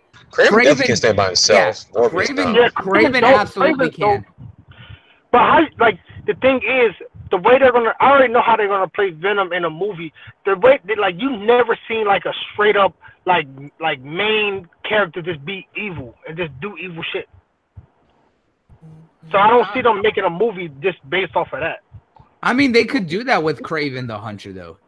But like, I've never seen a movie that actually done it. With Kraven would have been much better than Saw. Yo, I will add this. Going straight evil with a movie is it's unheard of. I mean, you have to really think about it, but I mean, for the most part, you're not wrong. Yeah, we can't list Deadpool off because he's pretty much anti-hero. He hasn't done anything. Yeah, he does good, just not fucked up. But I mean, he's done Morbius a lot. But wants to be a good guy. He just messed up. He just does it all wrong. Yeah. We'll see. We'll see. I will say this for Silk, for the casting. I think an interesting casting would be the chick from Iron Fist. Colleen? Yeah, Jessica Henwick. That would be an interesting one. I don't know who else I could picture them picking though. Other than that, for who? Silk. Oh, like who would you like? Like what would you like to see them like? What's her race? She's Korean. Yeah. Now Jessica Henwick from Jessica from Henwick, who plays Colleen, she's actually Chinese, or part Chinese. But yeah, I don't know. They got to pick someone better than that. Yeah. I'd say to play the female Korean Silk for actors, I had to just think. Googling here, Korean actresses here. You're damn right. Because I can't think of one specifically off the top of my head. I'd have to go through some of my old films. They're not going to pick no Korean actress. So like, no. If they do not do Silk with a proper Korean actress who's blatantly Korean, like they would never hear the fucking end of it. I'm just letting you be real. They're not gonna do that. Hold on. That's like you saying if they didn't pick somebody from Africa to play T'Challa when they got Chadwick Boseman. So hold on a second. Well, that's the MCU. But to be fair, Sony got in a lot of controversy for email, so I think they're gonna really be careful here and do the right thing. But T'Challa had experience because of a previous film that he did where he studied and learned in Africa. Fair enough. But like Chadwick is not from Africa. So. Oh no, he's not. He's not from Africa. But I'm saying that when he was approached about it, or when he auditioned for it, he did a previous movie where he studied for his part in Africa, and he played an African in a previous movie. But Message from the King, stuff like that. Yeah, exactly. So he understood what he was doing. He had that background, but yeah, he's not African. But that's just one of those things. It's the same as for the fact that they say they want to do that they confirmed that along with Captain Marvel, they want to do a Miss Marvel based on the current running Miss Marvel that we have in the comics, which is Kala Khan, who is Middle Eastern. If they don't have someone who's Middle Eastern, especially Muslim, that's gonna throw a lot of people. If you put like a white girl in that aspect, they're gonna be like, "What the hell?" I totally understand. Like they can find a Middle Eastern for like Miss Marvel, but like the thing about like being Asian in the film industry, they don't care what type of Asian you are. That's true. That is true though. So I don't see them going straight Korean. They just going to find anybody that's Asian and just try to throw them in the role. Or part Asian. I think there's one who I would think of, and I have to remember her name because she was in a movie I recently watched. She was in Reborn, real badass and real slender, kind of like Silk is. So I think that she would be a good part. I'd have to find her name. I have to rewatch the movie, but yeah, it's just going to be a real tough time for that aspect. It's going to be very interesting the way it is. So right now, Sony's just kind of just throwing as many things as they can that stick. And honestly, not all of them are going to land at all because most of the characters they're using are characters that can't hold their own movie, at least two of them anyways. Venom and Kraven definitely can, as well as Silk. And with them doing Silver and Black with Silver Sable and Black Cat, those two together would be a perfect movie. But Morbius on his own and Mysterio on his own, no, they won't be able to. And plus, Mysterio's gonna be in Jake Gyllenhaal do a real good Mysterio, but like I don't need a full movie. But. Exactly. So it's weird because he's gonna be the Homecoming sequel villain. Yes, that's true too, because of the fact that we have confirmed that there's gonna be two separate Mysterios, just like there's like 3 different fucking Jokers that we have right now. Because tripping, man. What is going on? They need to stop. Well, no, it's not that bad. They could be working together or whatever. No, they're not. Oh, okay. So it's like the Sony Mysterio is completely different. Yep. Oh, fuck that. Fuck that. It's just like with I thought you meant there's like 2 villains in the movie that go by Mysterio. I mean, they could get away with that because Mysterio has had multiple people known to do that shit. Yeah, well, yeah, there's been multiple people who have carried the mantle of Mysterio, but that's gonna be a big stretch with like they're gonna have to do like alternate universe like BS like they're already doing to really get that working.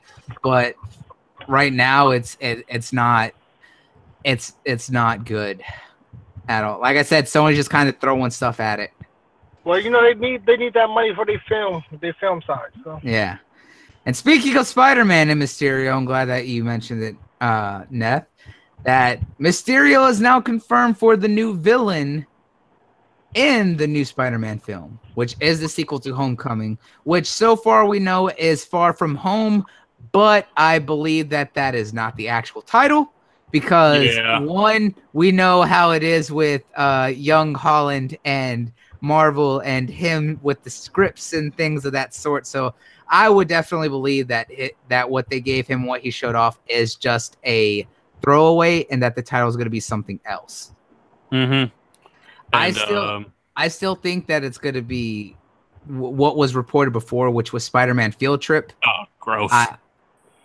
I honestly, that might be true. That really might be true. Yeah, I really heavily believe that it's going to be a Field Trip because it would make sense with everything that is. Because as far as we know as a movie is that they are going to like this big conference with the academic decathlon, and it is international, so they are going on a field trip. So it does make sense in the aspect of the high school theme that they put into it, as well as it ties into the movie's overall theme. So I would definitely see that still being the true rumor title. But as far as we know, it's Far From Home. But I would, knowing with what we've seen of Tom Holland in the past about them not letting him have anything because he leaks it all, because his nickname is Spoiler Man.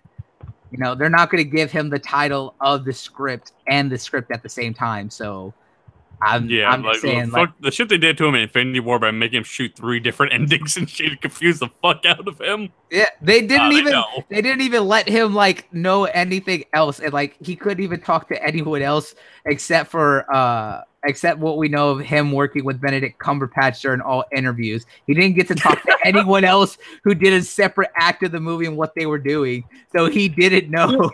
You do know, you guys know that he spoiled Jurassic World Fallen Kingdom for Chris Pratt? Yeah.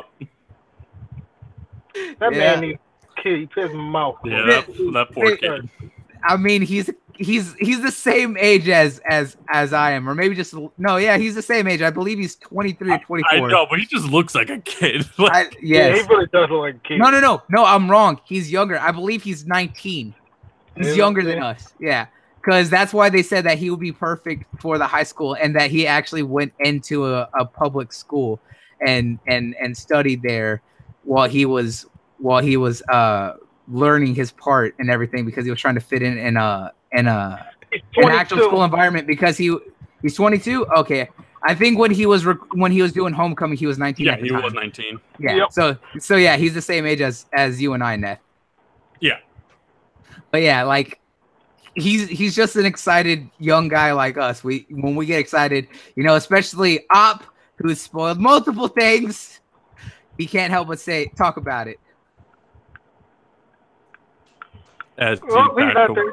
Yeah, but yes, we do know now that Mysterio is the villain, and that it has been confirmed that Jake Gyllenhaal is going to be cast as Mysterio, even though Kevin Feige doesn't want to say anything. Every other report has confirmed that Jake Gyllenhaal will be playing Mysterio, and I honestly really like Jake Gyllenhaal. I do. Everyone hates on the boy. I really enjoy. I think he pulled it off. Yeah, he's a great dramatic actor, and he does have that's Mysterio. Yeah, exactly. He's a dramatic actor and has that visual flair. Nightcrawler. Yeah, Nightcrawler was phenomenal. Has anyone also seen Southpaw?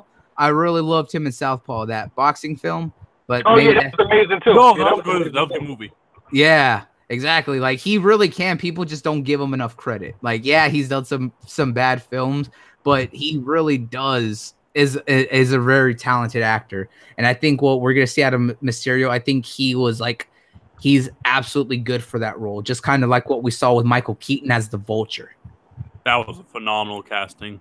Yeah, like what was that? I was gonna say, like they said with Michael Keaton, when he first appears as the Vulture and attacks Spider-Man, it was straight out of a horror movie. I was like, dude, holy shit, yeah, it was.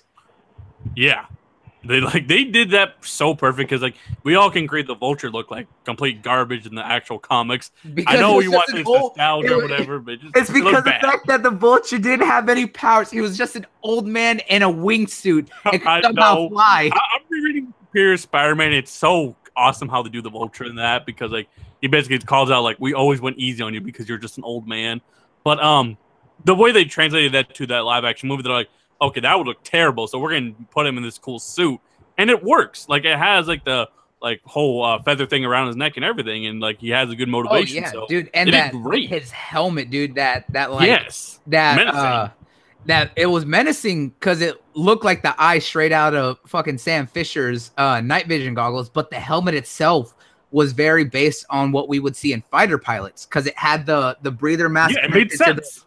To everything, yeah. So it was like badass the way that they fully designed it, because it was very realistic, but still very reminiscent of his original design. So it was amazing what they did. So I'm excited to see what they do with Mysterio, because everyone jokes about Mysterio because he just wears a giant fishbowl on his head and there's just smoke. They're gonna make that reference. Yeah.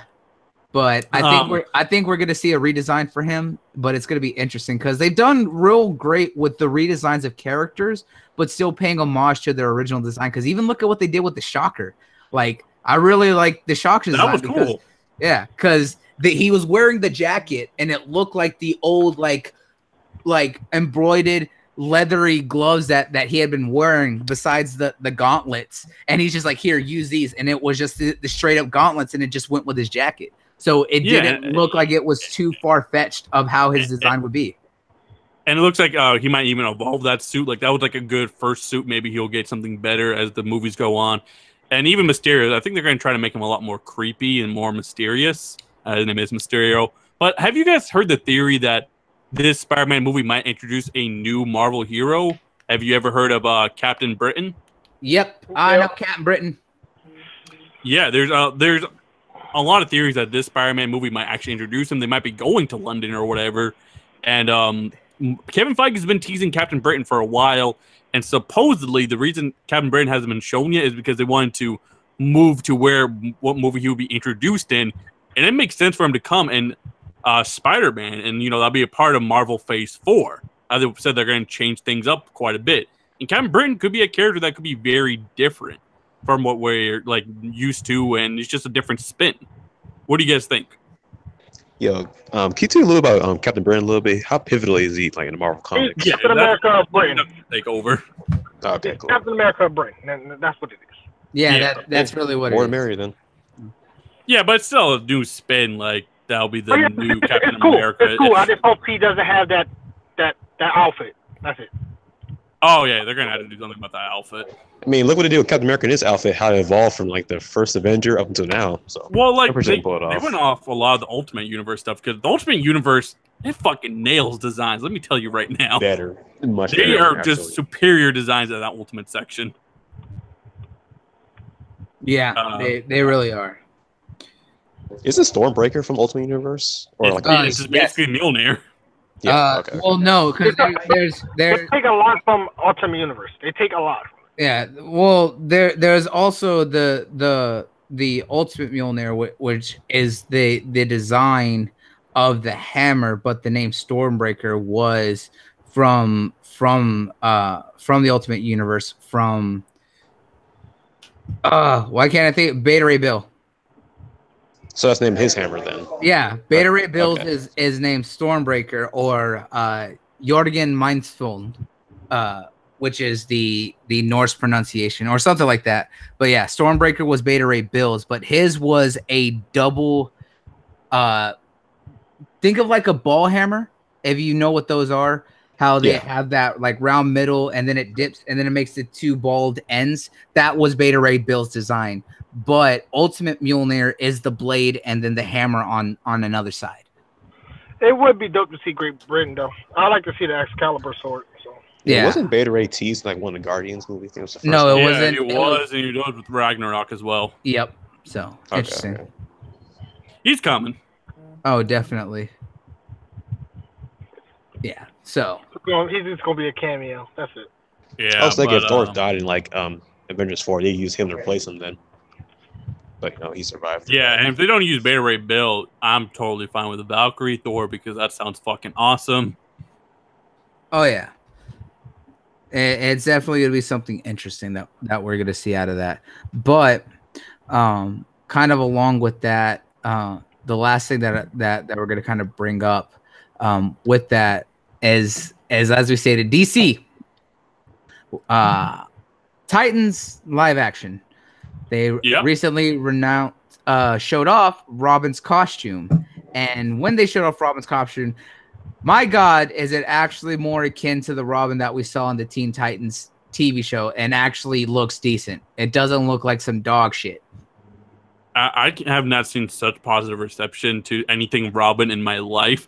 People are like, holy shit, they actually made Robin look kind of cool. Yeah, that's how good they did there. Yeah.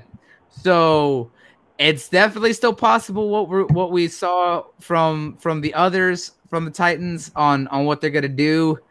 Until we get some confirmation, what we've seen previously is still horrid. But I have high hopes with now, or a little bit more hope anyways, with what we saw of Robin. But the Titans live series, real quick, is that it is going to kick off their DC Universe live streaming service that Warner Brothers is doing. And that along with it, Along with it, they're also going to add all their comics. It starts at 1,000, I believe. Yeah, they're going to have over 1,000. I believe it's going to go all from Rebirth to New 52, as well as It's I believe all different. Well, the Rebirth is the most recent one. Rebirth is the current running story arc. Okay. It's going to be that. It's going to have the New 52. I believe as well for you, Soul, it's going to have the the metal event. I think it's going to be in there, as well as some of the more recent storylines from Post Crisis. So it's going to be it's going to be interesting what they have in there. With all that, you know, it's kind of looking up a little bit more for Warner Brothers live actions. I mean, it's still not CW level with the Arrowverse, but we're going to kind of see what they can do here, and hopefully Titans turns it around. But, you know, we're going to have to wait until we see the rest of the character designs, because they're going to have Ravens and Beast Boys and Starfires, or as Super G always calls her, that she's not an alien, that's a sister. And what we're going to see for Cyborg. I think this deserves a CG with all this, because from what I was saying, what I was about to say is there's been like leaks of like, you know, like casting calls and stuff like that. It's probably gonna be like more rated. I think it's gonna be like close to being like rated R probably. It's heavy on in cursing and stuff like that. What's before rated R? PG-13. Yeah. PG-13. like PG-13 pushed his limits pretty much. Yeah, it's gonna be like pushed to its limit, because it's a lot. It's like it's F-bombs and everything. Yeah. PG then, Yeah, as long as they do have a good Deathstroke villain or something like that, or someone like him, I'm all for it. Slade. This is a complete opposite of Teen Titans Go, so I'm already down for it. So yeah. Look, we both know that the music in that show is too good for that show.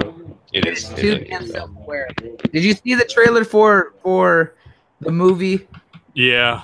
That is too self-aware for its own good, and it Hey, should not be that good.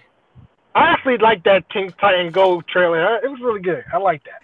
Yeah, I know. It makes you want to watch the show. Almost.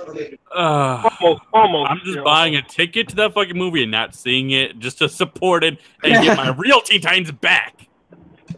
Oh, they so was he'll worried about a CGI for Teen Titans. We got Young Justice with Static Shock. Yeah. So it's better. Young Justice was its own thing, though. Teen Titans was a little different. Oh, well, we should be seeing Young Justice here in the next few months. Yeah, Young Justice, they advertised that in there. Yeah. But the last thing that we're going to talk about real quick before we get out is the Fox and Disney merger, because I want to clear up the information here. So I did look into this and go through some of the many different websites, as well as kind of breaking down with some of the facts and statements that were coming out.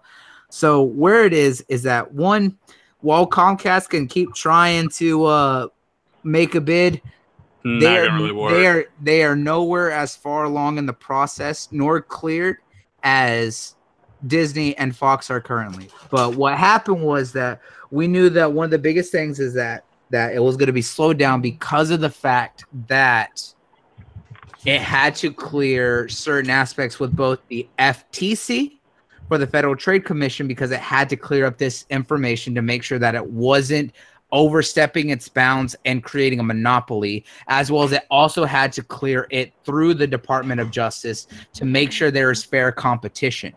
So originally the deal was that Disney was going to buy everything. But when the bidding came in through Comcast after buying Sky Network in Europe and everything else, it added a lot more scrutiny, and they had to definitely ensure there was no monopolies being made, as well as kind of adding on time. So what happened was, over the past few months, as we've seen Disney kind of increase the bid after Comcast, they had to sit down with the Fox execs as well as the Disney execs, and they also had to sit down with the representative from the Department of Justice and the FTC to go through the contract to ensure that all assets that are being sold and transferred over do not cause any sort of monopoly. And at first, they were going to and not allow the purchase because of the fact that Disney was buying all aspects of Fox, which is their news networks, their sports networks, all studios and assets, and all that. But because of the fact that Disney already, through ABC, owns ESPN, and they were going to buy Fox's news networks as well as their sports networks for Fox Sports, they stated that it would have created a monopoly for sports because of the fact that ESPN and Fox Sports are the two biggest right now, and them being under the same company wouldn't create fair competition for variety. So they were either going to, originally Disney was going to drop and only buy certain studios and assets, but then they were able to work out currently a deal with Fox that was approved by the Department of Justice, is that they would be able to purchase all the studios, all of Fox, their news networks, their sports networks, and their film studios and assets. But as soon as they finalize it and clear it, they would have to immediately, under supervision, sell the sports networks to other companies and put them up for open bid, as to not to create a monopoly, as well as to make it open so that anyone can use the current standing Fox sports networks and use them under their own umbrella. Yeah, and they got 90 days to do that. Yeah, so under those 90 days, they will be supervised during that sale process, I believe, by a representative of the FTC to ensure that within those 90 days, they do sell off the sports networks so as to meet the conditions of the deal for the $72 billion acquisition of Fox's assets. So right now, we will see the finalization of that deal more than likely around December of next year, because of the fact that they did get cleared that everything that was being offered, traded, and all priced out was approved by both the FCC and the Department of Justice. So we do know that it already is further along in the process than Comcast is, because they are still trying to make a current bid. And I believe that Disney's is 30 billion in cash and liquid cash, and then $40 billion worth of shares in Disney stock. Comcast about to throw $100 billion in cash straight in there. Even if it doesn't matter though. Yeah, because $40 billion worth of Disney stock is worth way more than liquid cash that'll go into nothing. Because the price of just how far along they are. Fox can't just wait forever on this shit. Exactly. Hey, run it back though real quick. Which company has to sell their sports? Disney basically sell the Fox shit. Yeah. The Fox Sports shit. After Disney acquires Fox's and finalizes the deal next, then they have to sell Fox Sports. Okay, it makes sense. Yeah, you can't have Mickey Mouse enslaving us, man. It's too much. Well, good. Yep. I mean, and it's better than fucking Comcast. As a sports fan, because I'm glad to hear that. Yeah, because of the fact that right now Disney owns ESPN, and we've seen ESPN with their sports, as well as them also being active with the esports leagues, kind of supporting that. But Fox News sticks to tradition, or Fox Sports sticks to traditional sports, and then putting both of the two biggest competing sports networks under the same umbrella would cause a massive monopoly on the sports networks, because there's not as many big as those two that have the amount of attention as those two. Yeah. But at the end of the day, I mean, I think that's a win for Disney, because the sports was probably one of the least of their worries out of this whole deal. Yeah. At this point, it would be, because they already own ESPN, so why have more? You already have it. Like they don't even mind the competition. I think they're just amazed to get like everything else with Fox. Like that's a huge plus to what they're trying to launch with their streaming platform soon. Exactly. But speaking of that, Bloody, so they basically brought up Fox. I'm just being abrupt. I know things are going to happen, things are going to be moved around, but they more or less have Fox right now. So, what do you think they're going to keep everything, or are they going to start selling off certain properties? Like, in my opinion, I doubt they'll keep the Predator or Alien IP. I think that's going to go away. What else do you guys, the whole panel, think they're going to do with the whole Fox thing? What properties do you think they're going to get rid of? Get rid of they're going to keep. They wanted most of those of those things, because think about this, is that Fox owned the original movie rights, especially to the original Star Wars, which is what they wanted, the biggest things, as well as certain older films that are under Disney that went through Fox. Yeah, I agree that with they're that. trying to get. But some of the more mature film like series Predator, and franchise Alien. and all them, I don't think they're gonna get rid of them, because of the fact that those have too much. They have too much history, as well as still a lot of work, especially with the new Predator film coming out, with the attention that's getting, with it going very back to what made Predator, and knowing the new direction that they're kind of wanting to do with it. It is going to go through their studio that does do their R-rated films, similar to what we would see with Deadpool.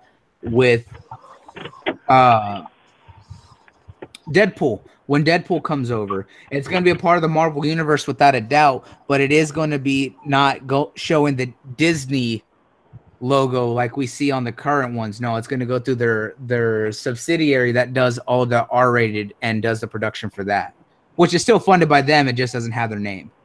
Okay. Didn't Ryan Reynolds say he didn't really want to make more Deadpool movies? No, he says he wants to. He's just not going to do another. He's not going to do another numbered film. He's not going to do Deadpool 3. Oh. The next one that he's going to be focusing on is the X-Force movie. Yeah, basically X-Force is the new franchise. That's why he made the joke, even in the trailers and in the movie, is that, you know, he's like, man, we don't even need a third movie. He's like, yeah, if we stop at 2, then we hit this right spot. He's just like, just skip straight into the next thing. And that's why they're saying the next thing is going to be X-Force, because of the fact that they're not going to do Deadpool 3, even though X-Force is basically Deadpool 3. I just get worried, maybe because I'm a fanboy of like some of those properties, but like Alien, it needs to just not be with anything related to Fox, because like who made the original Alien again? Come on, Rick. Ridley. Like his whole vision with the Alien property is fucking trash. Get that shit away from that man and give it to like some studio that can salvage that shit, because Prometheus and the sequel were trash. Yeah, Scott Ridley. Yeah, he just needs to be away from that franchise. And the Predator, I'll have to see how that movie turns out. But the first trailer, not very good. The second one, better. Look. The first trailer that y'all saw was different than what I saw, because I saw the first trailer kind of talking about the mercenaries going with this dude, and then we saw the expansion of that in the new trailer that came out earlier this week. And I was like, good. I knew I wasn't fucking imagining this shit, and people were talking about something totally different. I'm not rocking with that synopsis. I'm not rocking with that at all. Have you seen the second trailer? I've seen the second trailer where they had a super. There's like a Red Band trailer that's really good. Yeah, dude, Super Predator. Yeah, well, they explained what it was, is that they've been conquering the stars and other planets and building the ultimate predator that's made from DNA of other predators. So it's a predator that's very Predator. If you ever read the comics or whatever, that's the type of shit they do. Exactly. So we're seeing the ultimate predator, which is them infused with the DNA of other aliens. Yeah, that's cool and all, but I'm not rocking with that little kid synopsis. That is complete trash. I get that, but I have to see how the movie turns out rather than just judge it on that synopsis. Yeah, nah, man, dude, that new Ultimate Predator looks so badass. Nick, what do you think about it? It's going back to what made Predator Predator. I like that. Yeah. Nick, you got any thoughts on this? All right, good talk. Op, you over there been quiet for a while. Why are you frauding and hiding? Get out here.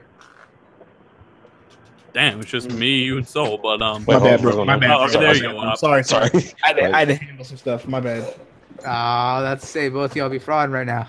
I am fraud. Sorry, my kids were they're nuts right now. Sorry. What made Predator great was the survival aspect of trying to survive against Predator, right? Yeah, that's what this movie's getting at. Yeah, because I don't know. The Ranger Squad is being hunted by the Predator, dude. Yeah, about to say they're getting fucked by. It literally grabbed other Predator and killed him. Yeah, that Ultimate Predator. Well, the first one was like looking at the Ranger and had him choke. You see him like punch straight through the wall and just like choke the other one straight out. And just murdered him. I'm like, shit. Nick, what are your thoughts on the Predator trailer? It looks fire, and I'm going to be watching this one for sure. I've only seen the first Predator, and the only other Predator I've seen Alien versus Predator. Like I remember back in high school when that came out. No, AVP 1 was good. The second one, Requiem, was ass. Yeah.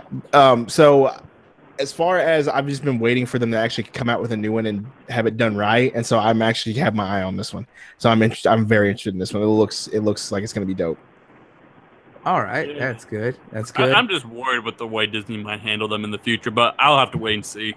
Like I said, it's gonna go under their other studio that does that, and with the way that they've been funding their movies and stuff, it's gonna be fine. Like while we may have talked about how bad A Wrinkle in Time was, the people who did see it said it was enjoyable and really did do the book. Enjoyable. I mean, it's for kids. Let's be honest. That movie was for I know. kids. It's just Black Panther just murdered that movie. Yeah. Boy, But I mean, Black Panther destroyed every inch of that movie. It's so sad. Dude, no. Black Panther destroyed everything within the time frame of nearly 3 months. Let's be honest. Black Panther was affecting fucking Infinity War. That's how bad it was. I don't know. On it forever. I don't have no faith in the Predator movie. If it's good, I'll say it's good when I watch it, but I just have no faith. He'll eat that crow at that time. My only concern with the movie is just what Saul said earlier. Hang on. That technology isn't. Yeah, my biggest issue is the kids in the beginning. Like he pressed the button, comes crashing on the earth. That's the only issue with that scene so far. Everything else looks pretty interesting, especially like in chokeslam the other Predator. You see, as far as I remember, I don't think I've ever seen two of them fight before the movie. Maybe a little bit in like one of the more recent ones, but I can't remember. Requiem. What was that? What? We fought an alien fought an alien. I mean, a Predator fought a Predator in Requiem. That movie I remember that one.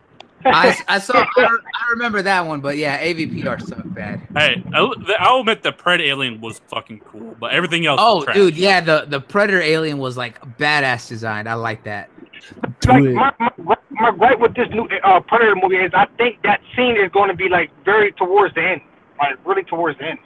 I don't know. I think it's gonna be more. I'll wait and watch the movie. The second trailer got me. Yeah. They need to introduce Super Predator early. I think that's what they're going to be doing. There's too many comedians in this movie for me too. That's another thing I got with this. Too many comedians. Yeah. Okay. It has Killmonger's dead. Yeah. It does. They got revenge somehow. Wait, I got a question. Did Danny Glover pass? Or is he still alive? Who? Wait, what? Danny Glover. Wait, what happened to him? No, I'm just saying, did he pass? Because I never seen him ever play like a guest in any of these movies. Cause I swear he was in like the second one, right? Oh, I thought he meant died in real life. Like, wait, whoa, what's going on? He was in the second what? He was in the second Predator, wasn't he? He was the cop. Oh, you're talking about the New York Predator movie? Yeah. I doubt he's in this one at all. Danny Glover's still alive. Okay. I would say it would be dope just to have him in there because he knows information about it, and they let him go because they saw he was a warrior. Yeah, that would be cool to do. We'll see how it turns out. Do it. Anytime, all I think about is Arnold Schwarzenegger going, "Do it." Yeah. Come on. But the alien property is better than Predator. I said it. Say what? Whoa. Aliens are better than Predator, movie-wise. That is facts. That is definitely facts. Movie-wise, yeah, it's facts. But that's because no one's done Predator in like years. Let's be honest. Alien had two terrible movies. Yeah, it did terrible. Every time they tried, it did terrible. Look, Aliens was good. The Aliens 3 was bad.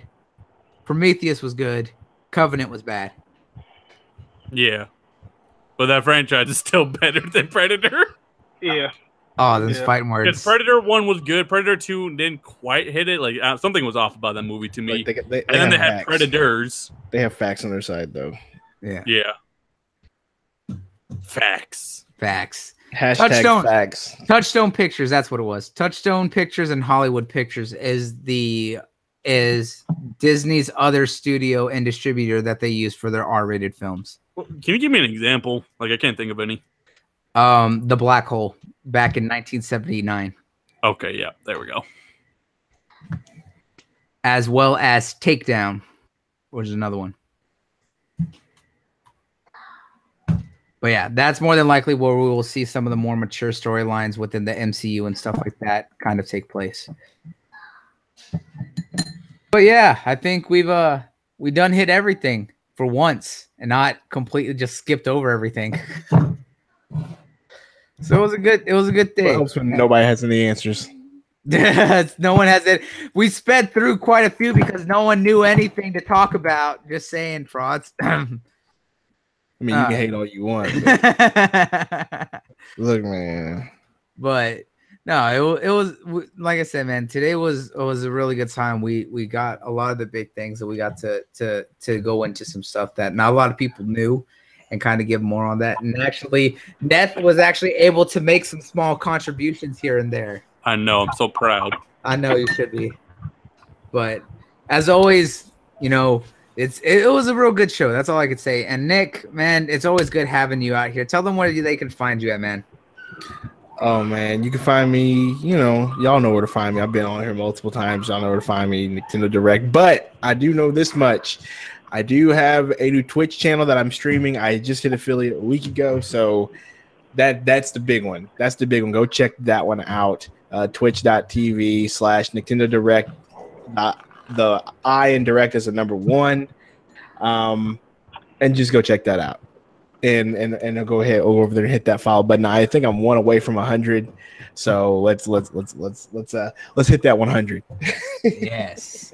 And to everyone else watching, do make sure to follow him on Twitter. His information will be down below. I'll make sure to update that, as well as follow all of us, as well also to be watching my Twitter here over the next few days, as I'm going to be tweeting out information, post up a video here about the giveaway we're doing with some of the swag that we were able to receive from E3, as well as with a little special prize that's being procured by our boy Super G. So we're going to make sure that we have all that information for you on all of our stuff to give away. So do be looking out for that. So we'll be announcing that here shortly on the channel, as well as you want to be following all of us and looking for that extra information. So from all of us here at the United States of Smash, we'll see you next time, guys. Peace out. United States of Smash.